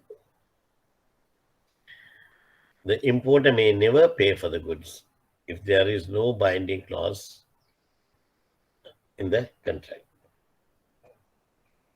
So if there's no binding clauses in the contract, the exporter might not receive the money at all. It's a risk. The goods may not be withdrawn from customs. Right? The importer may claim that the goods are damaged and doesn't pay the full amount. ඒකත් වෙන්න පුළුවන්. ඔක්කොම බයර්ගේ risk එක. හොඳට එන goods අපි කියන damage කියලා අඩු කරන්න කියලා discount එකට යනවා. The importer may make a late payment with no excuse. Right? Those are the buyer's risk. The second one is country risk. Second one is country risk. That is, importers' government may introduce laws.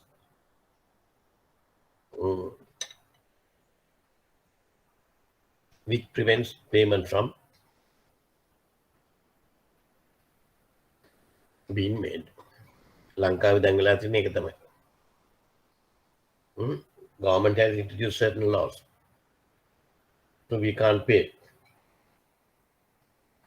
Even though the importer wants to pay, we can't pay. Country doesn't have money. Dollars. So those are issues. Right? That's a high risk at the moment with countries like Sri Lanka. Transit risk. Goods travel much further in international trade than they do in some domestic trade. Long distance, we discuss color, and therefore there is more danger of loss or damage of goods. And during the journey, therefore, they have to get a marine insurance cover. Okay. How an exporter can reduce the risk. Now we learn about three risks. One is buyer's risk. Other one is country risk. Other one is transit risk. Now we'll see how we can mitigate the risk. You can't eliminate the risk, but you can mitigate the risk. Reduction of buyer's risk. Reduction of buyer's risk. We can obtain a status report on the buyer and update them at regular intervals. Right? Every now and then we can, normally those days we used to get status reports on the buyers on every 6 months period. Every 6 months period we used to get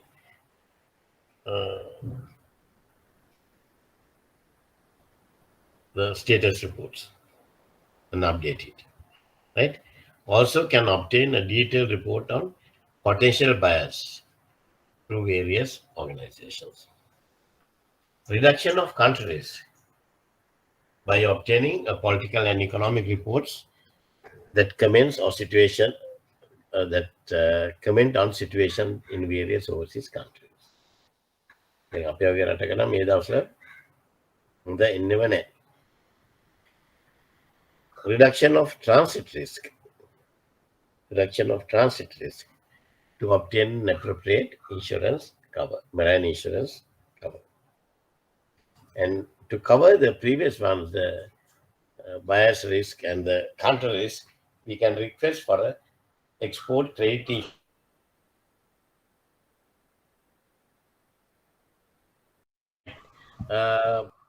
thank God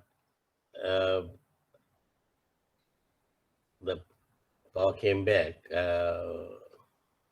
Now we can start the classes in another 2 minutes time. There are about 22 people. 7 people still missing, but I hope they will join us. I thought this will be the end of the day, but luckily the power came back. Before I gave the tea break, the electricity board gave the tea break, right? Okay.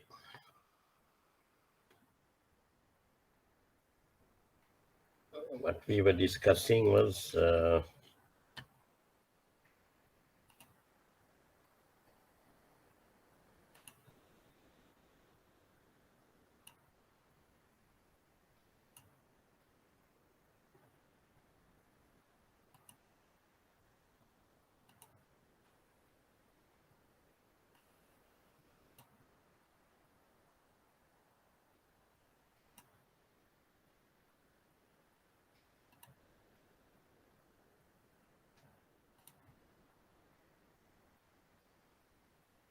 okay.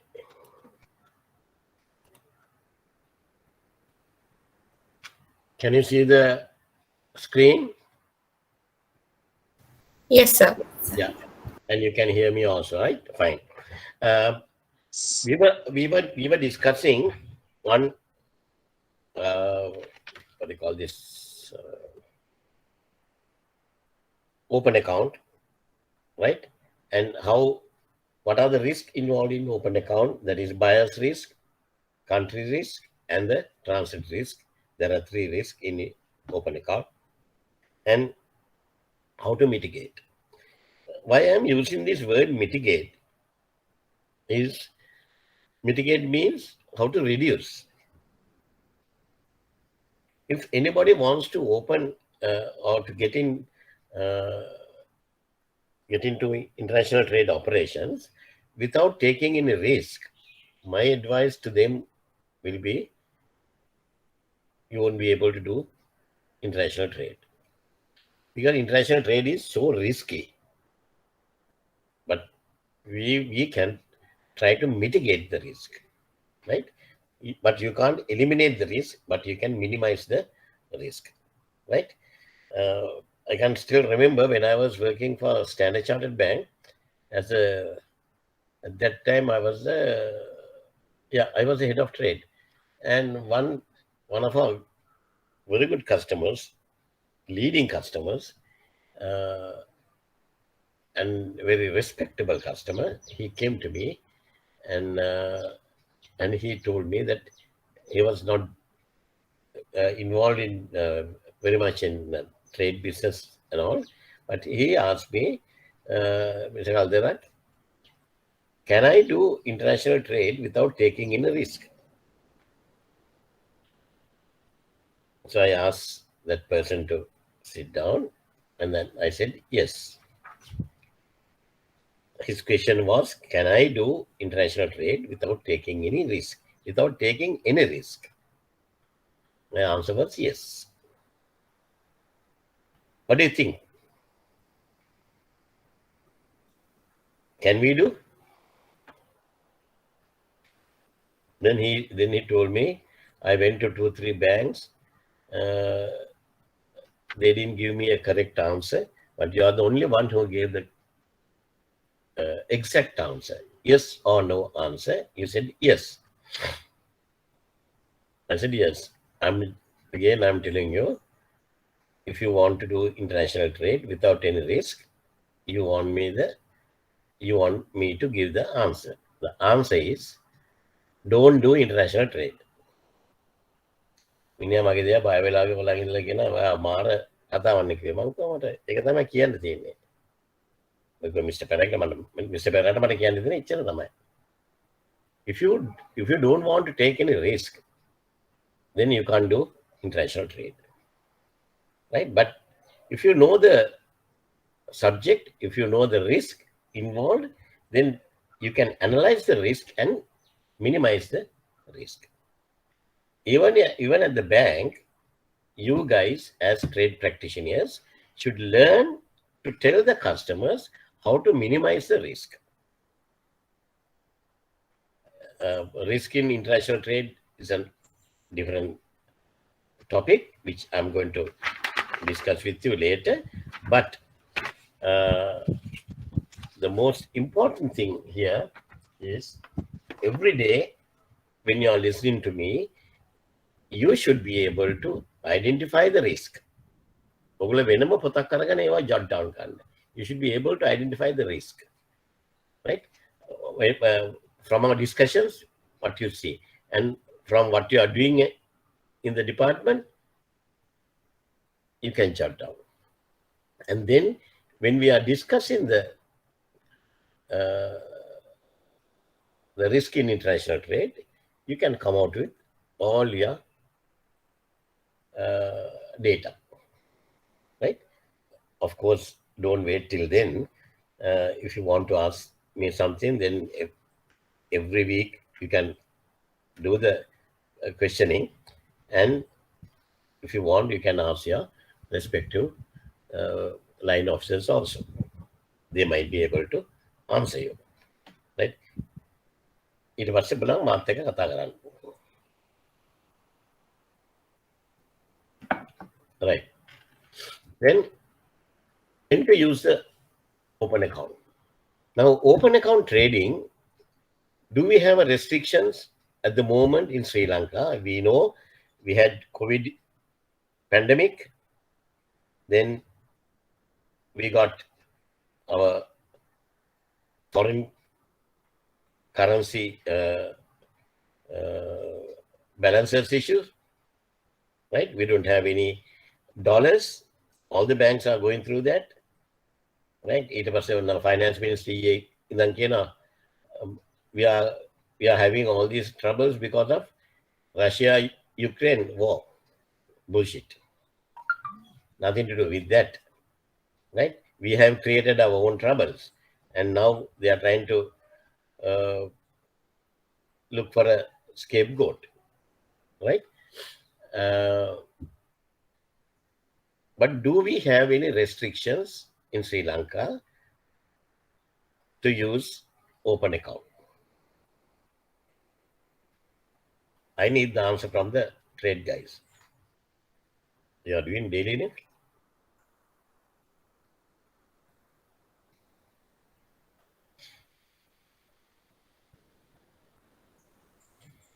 Do we have any restrictions?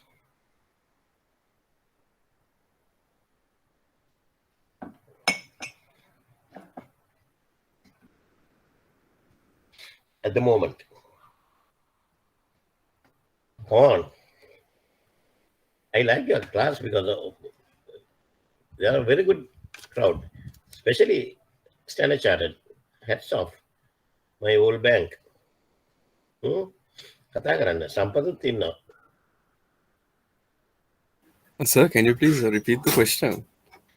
Are there any restrictions for open account transaction at the moment?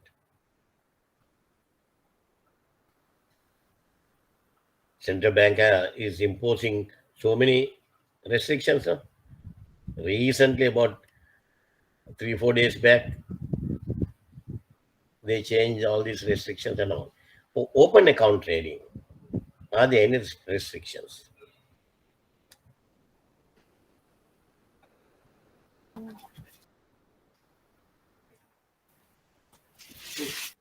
කතා කරන්න බය නැතුව. වැරදුනට කමන්නේ. We are here to learn. I think not, sir, because I'm not sure, but my answer is a no. There's no restriction. No restrictions. Can I have your name, Dua? Zikra. Yeah, Zikra. Zikra is perfectly correct. Zikra is perfectly correct. You are not sure you are anything other. But etc. But your answer is correct. There's no restrictions at the moment. Nothing. Very good answer. Yeah, Right? because Right? we Yeah, only learned the restrictions on certain types of goods that cannot be brought into the country. Yeah. Yes. I Yes. didn't know of, Yeah, but the payment terms, under payment terms, no, there's no restrictions. In return, I think Central Bank is promoting this open account. They will allow people to bring goods on open account because you don't have to pay immediately now. Even if you don't pay, no issue. That is between the buyer and the seller, there will be a fight. Right? But other than that, as a government, we are not responsible.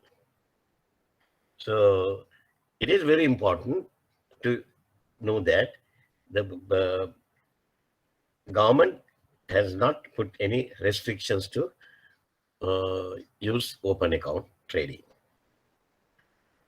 And the second question, are there any upper limits or threshold to do open account transactions?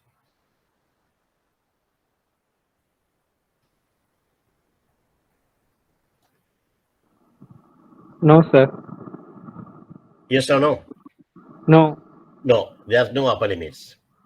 Right? I can remember when I was with HSBC, once I did a open account transaction for 13 million US dollars. 13 million US dollars. The clerk was shivering. That guy was asking, sir, can we do this? I said, why not? If the documents are perfect and if you see the bona fide of the transaction, just why not? We can do, right? So open account trading, it's no issue for us, right? Okay. There is an established relationship between the parties. When to use open account? When there is an established relationship between the parties, we can do open account. That means if the buyer and the seller knows them very well, then you don't have to worry. The exporter wants to establish a long-term partnership with the importer.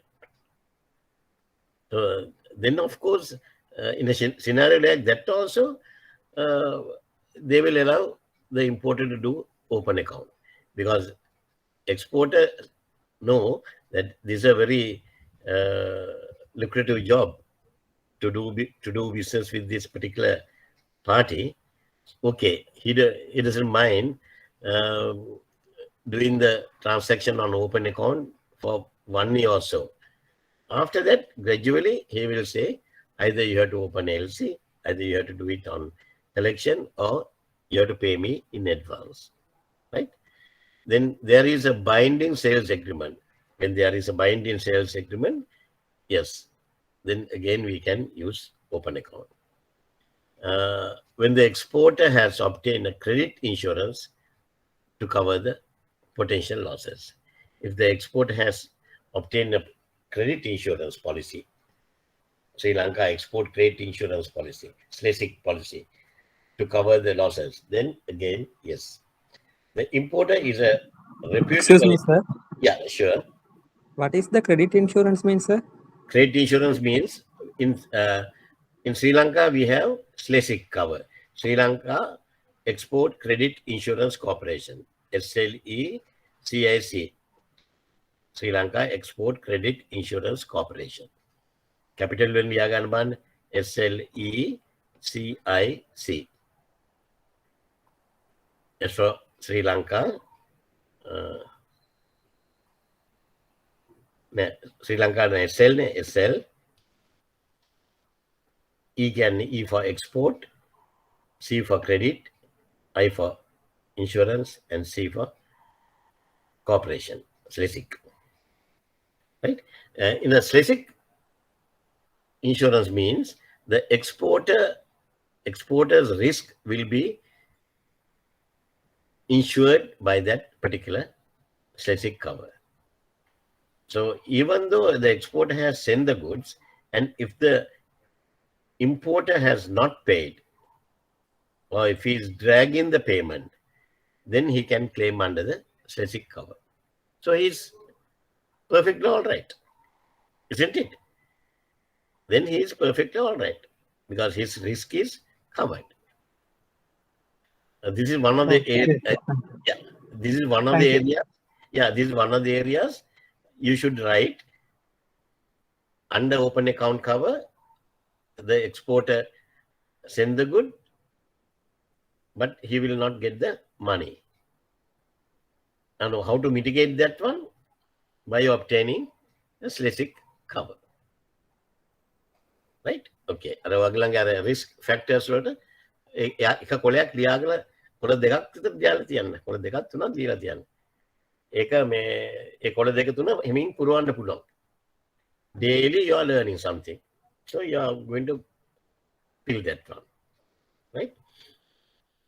And the other thing is, I have asked you to read newspapers and write certain things last week. And remember, මට මතකයි උගන්ට මතක නැතුනට. දැන් ඒව හැම risk part එක අපිට කරගන්න පුළුවන්. Right? The importer is a reputable and trustworthy company with high credit score. Yes, then we can use the open account. The goods are of small value. If the goods are of high value, even I don't recommend open account. right? And the other thing, even though a small value, and Sri Lankan government doesn't impose any restrictions on open account, but worldwide, our country situation is very well known to all the other countries. We are sinking. We are sinking, right? And that's the truth. And in a scenario like that, do you think any sensible exporter is prepared to send goods to Sri Lanka on open account?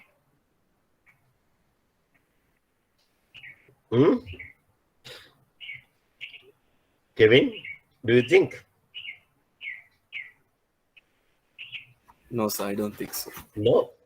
Any sensible person will think twice. My goodness, this is like sending the goods to the hell.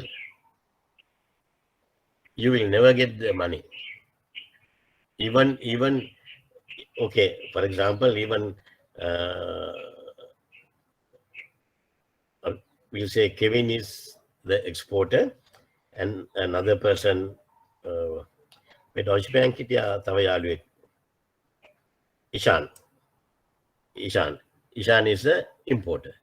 Kevin and Ishan knows them very well, right?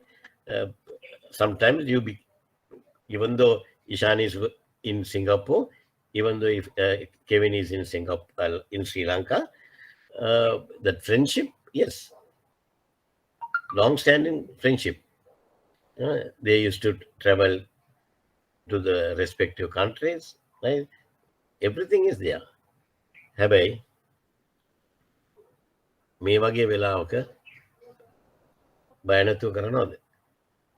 Kevin යන්නේ නැහැ. දෙපාරක් හිතනවා දැන් මේක කෙවින්ට සල්ලි එන්නේ ඉස්සෙල්ලා දෙපාරක් හිතන්න වෙනවා. මේ මිනිහා සල්ලි එවයිද නැද්ද? එයා හොඳයි. හැබැයි කන්ට්‍රි එක හරි නැහැ. Right? Right. Any questions on open account before I move to the other one? Any questions on open account?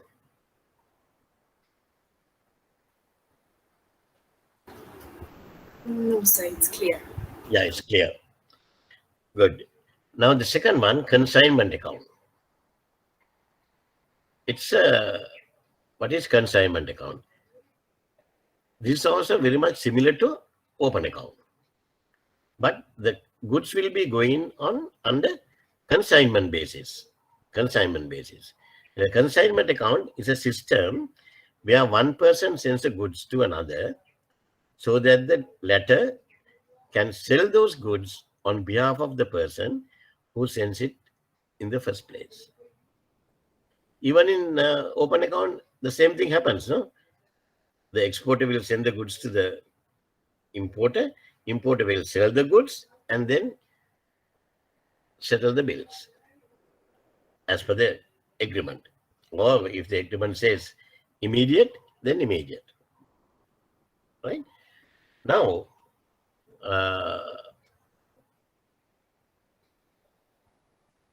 but here, the goods will be received on consignment account, consignment basis. That means the importer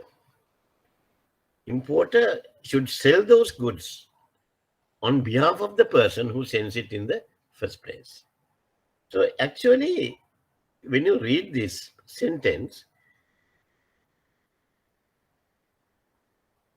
can you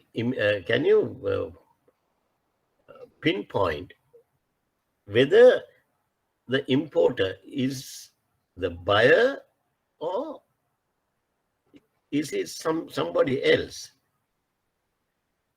Open account, he's the buyer, but this one, He's the consigner. he's the consigner. He's a consigner. Consignee. He's a consignee. The goods have been consigned to him. But who is the owner of the goods?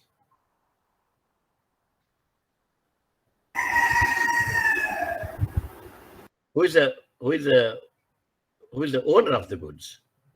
Who owns the goods? The person who initially sends it Yeah. to the consignor. Person who initially send the goods. That's the exporter or consignor. Consignor is the ownership and the risk related to the goods will be on the part of consignor. Consignee is trying to act on behalf of the consignor. So entire profit or loss belongs to the consignor. And the consignee receives the commission as his remuneration. Right? The consignee may return any unsold goods.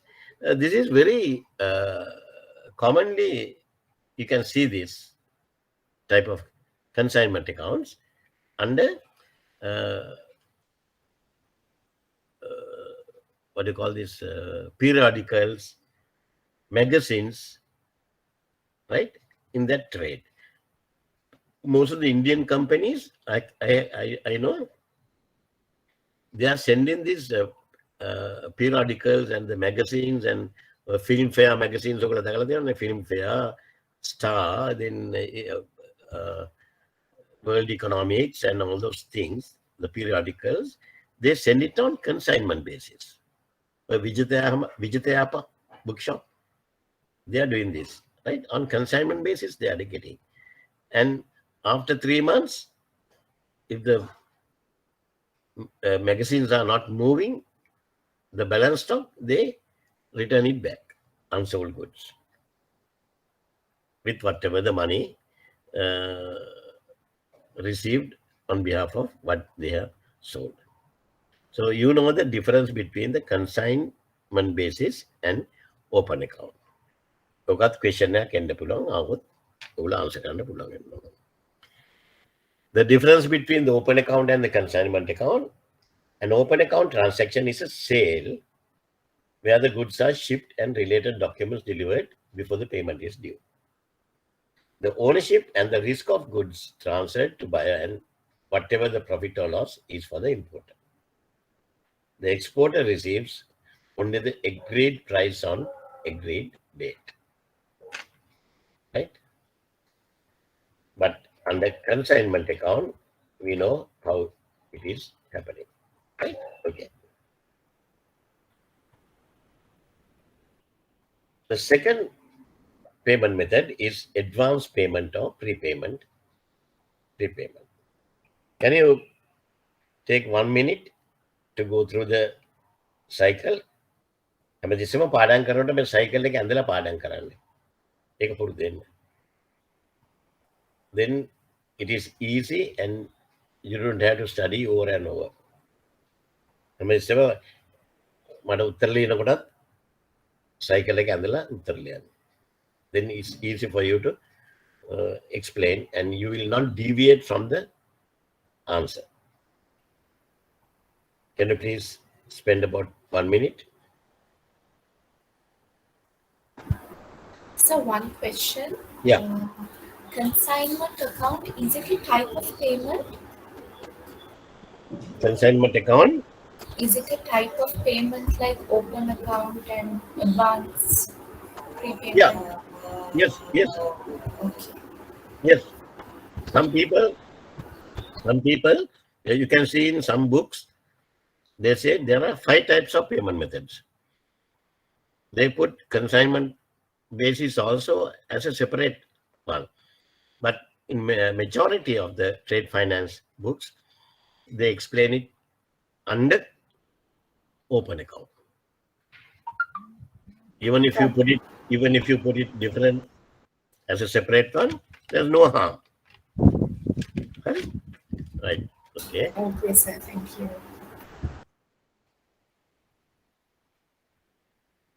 Right. දැන් මේක බැලුවද? එහෙනම් අපි ඉක්මනට බලමු.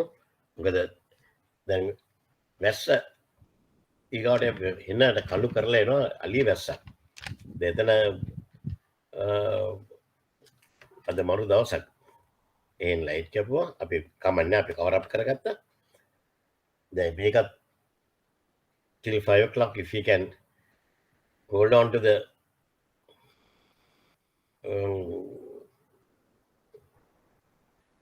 weather condition එකට තියාගත්තා නම් අපි shape. වැස්ස අයිල්ලා වැස්සටන් කමන්නේ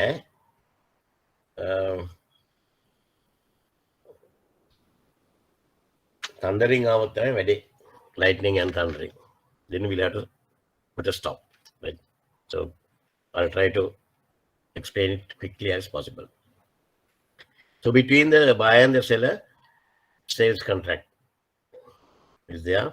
So as per the sales contract, the seller will, the buyer will, as per the pro forma invoice, the buyer will go to his bank and request his bank to pay the money to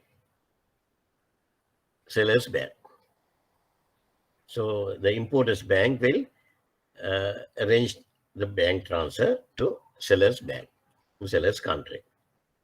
Then they will give the payment to the seller.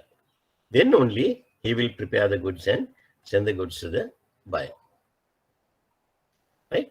Can you give me an example for this type of transaction? Have you done? Have you done? I am 100% sure you young guys have done this. Yeah, online shopping. Online shopping, yes. Online shopping, this is what is happening. First you pay, then only they will deliver. Right? So if they don't deliver after you pay, have you come across any incidents? I have come across some incidents. Luckily, the value was not very much. $10, $15, like that. Small ones. ඒකේ මං shape වුණා. ඒකට fight කරන්න ගියා නම් මට ඊට වැඩිය යනවා සල්ලි. Right? So it can be a big amounts also. Even the seller can cheat us. Right? So that risk is there. So the buyer makes payment to seller in advance before the goods are shipped due to the following reason. So it can be the seller unwilling to ship the goods to buyer's country due to country risk. Now, anybody who is dealing with Sri Lanka at the moment, they will ask the buyers to do the advance payment. This is what is happening in this. At the moment, this is what is happening for fuel and gas. Right? Are there any guys who are opening LCs? SAP ke kauda kiwa that she is opening LCs killer.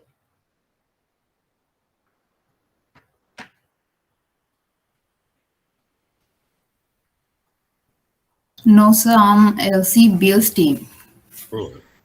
LC Bills team. Right. When we learn about LCs, we will learn about these things. When we open an LC on behalf of the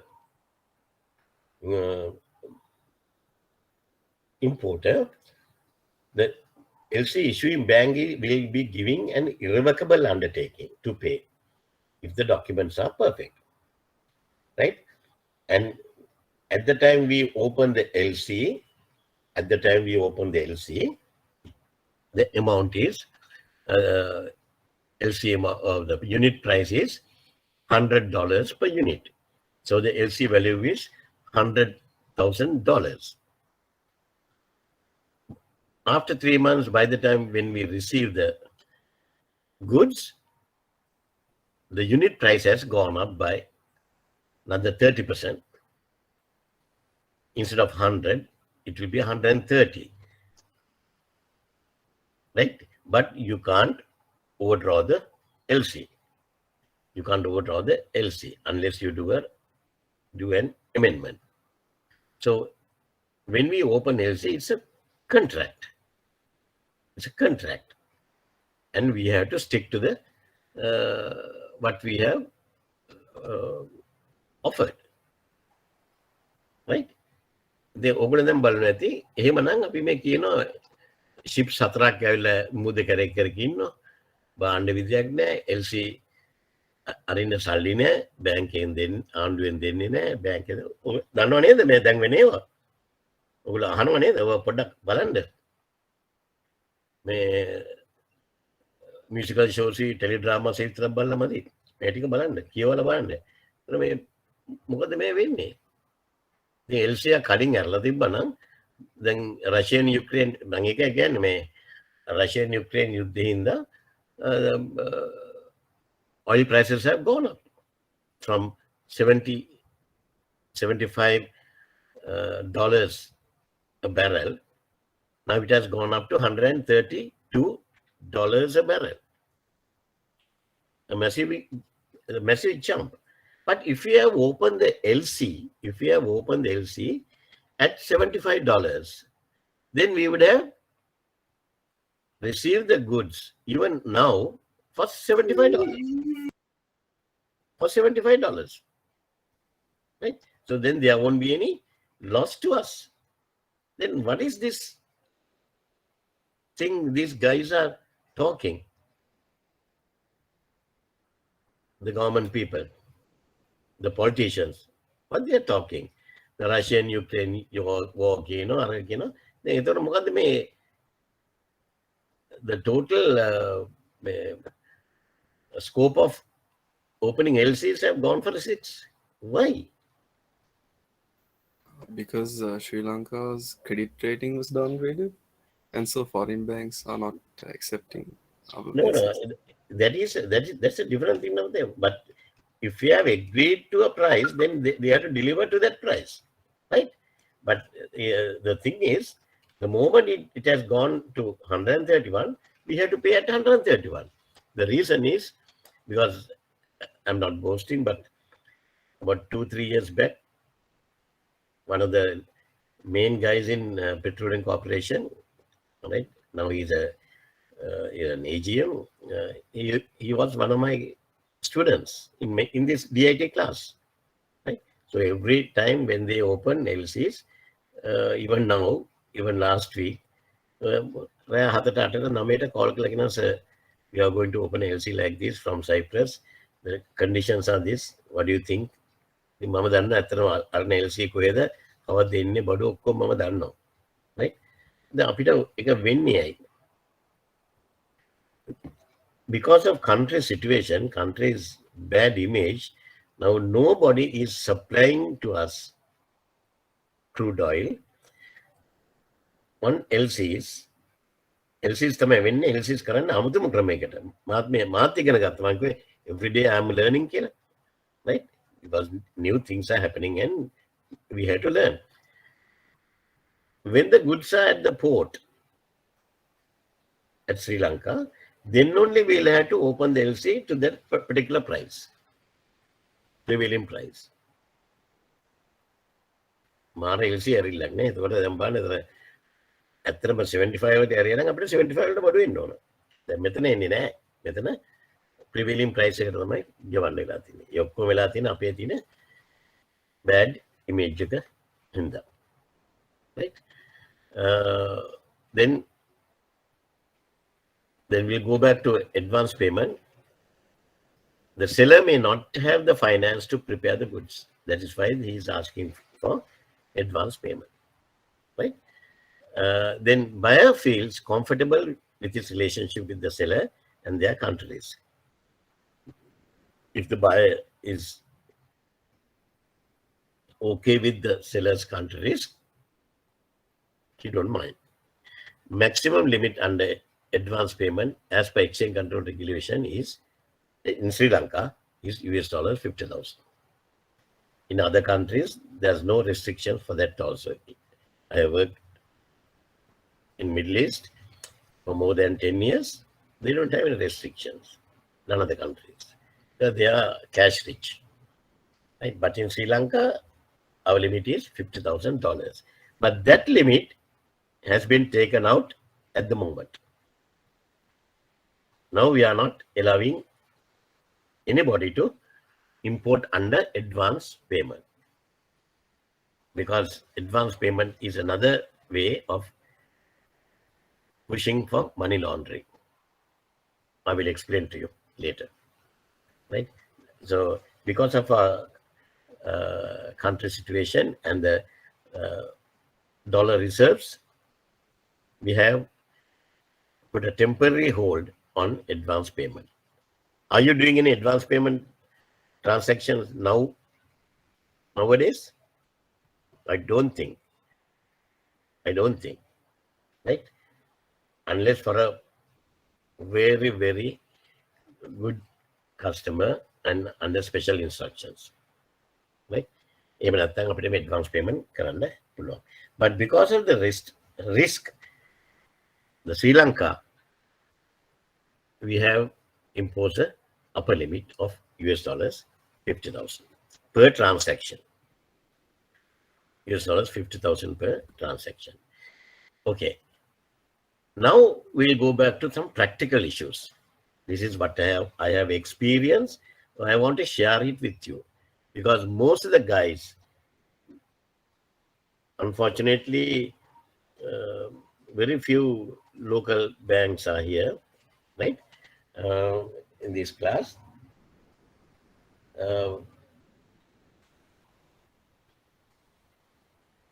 What I හිතාගන්න බෑ ඒ Bankers Loan People's Bank නැත්තේ කියලා ඒගොල්ලෝ තමයි ඒ ළමයි තමයි ගොඩාක් මගෙන් ප්‍රශ්න අහන්නේ හරි ඒගොල්ලෝ එක්ක බැංකින් ගිහලා නැහැ හරියට මෙසේජ් එක about 3-4 years back that this happened in 2016 if I am correct, right? At that time I was a DGM at Cardiff Bank, and I had an issue of one of our customers. He has opened he has done advance payment transactions, right? Like this. Same day, he has given 2 pro forma invoices. Case study, right? The same day, he has given 2 pro forma invoices. One for advance payment, right? One from Sharjah for US dollars 49,500. Can we do that? Then 2016 can advance payment? Yes. Can we do that?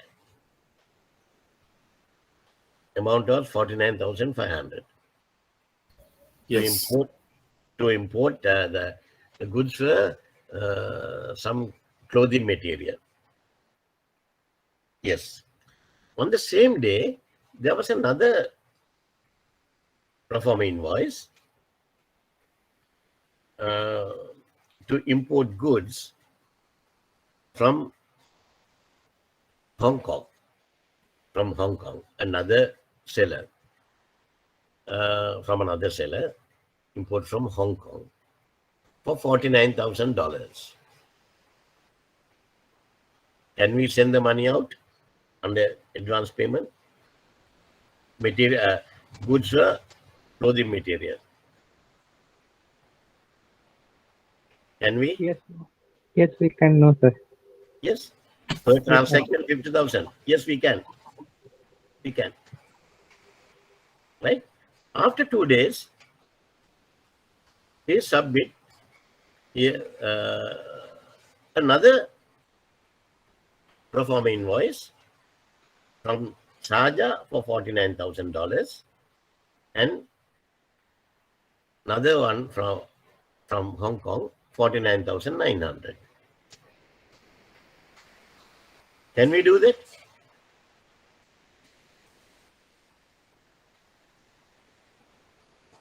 Same type of same supplier for same material. Same supplier for same material.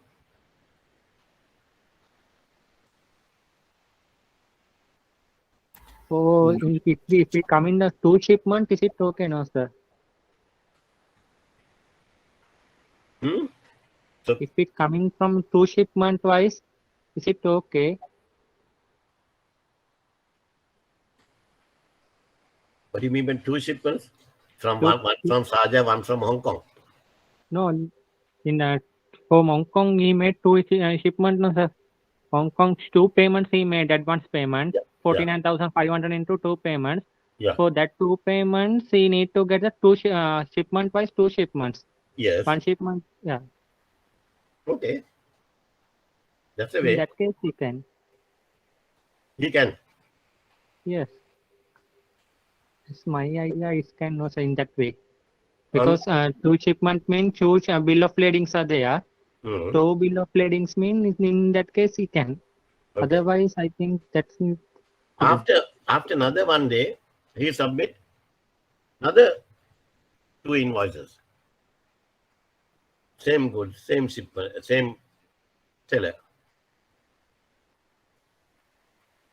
That looks something fishy, right? Looks something fishy. Luckily, my guy who was handling the advance payment, he immediately noticed this, and he came to me and said, "Sir, this is something fishy happening here, right? This guy is importing the same thing and repeatedly. Looks like money laundering."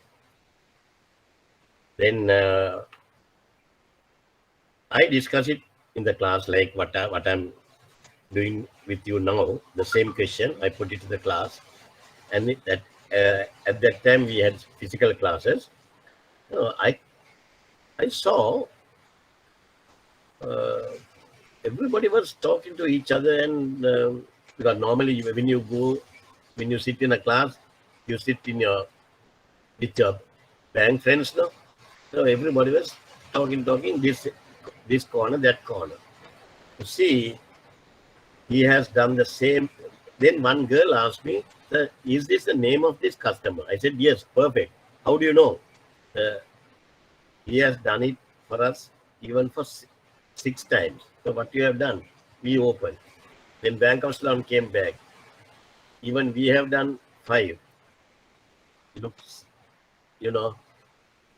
I stop it with the first one. All the banks have done. They were supporting the money laundering issue. So it's a very risky thing, advance payment, right? It will be money laundering. So we have to be very, very careful when you are doing advance payment. Not only now, I'm telling the trade staff, very soon these restrictions will be taken out. So after that, you will be free to do the transactions with the existing 50,000 limit or whatever. So please keep it in your mind, the risk factors, money laundering. Advance payment is the primary thing for money laundering. So you have to see these things very carefully. You must know your customer and everything, right? Okay. Now, guys, I think here, thick thunder shower here. මම හිතන්නේ දැන් අපිට pack තියෙනවා. හැබැයි මේක ගියොත් මට දැන් අයිසර් ලයිට්ස් යන්න පුළුවන්. That possibility is there. ඒකින්ද අපි දැනට මෙතනින් අදට නවත්තමු. කමන්නේ නේද? අදට අපි නවත්තමු. නවත්තලා අපි අනිත් දවසේ කිය වැඩියෙන් කරමු. මොකද මට chances are more that we might have some interruptions. And it's dangerous to keep my computer is also on when lightning is there, right? Okay.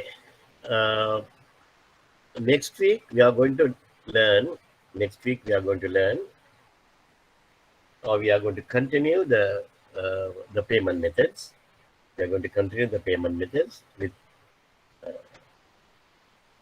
what they call this documentary collection, right? Both part 1 and part 2, I have uploaded it to the system. Please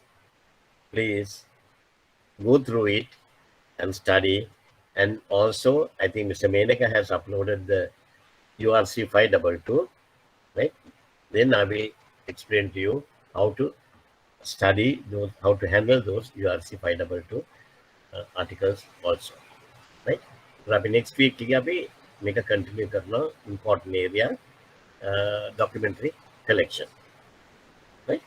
So I'll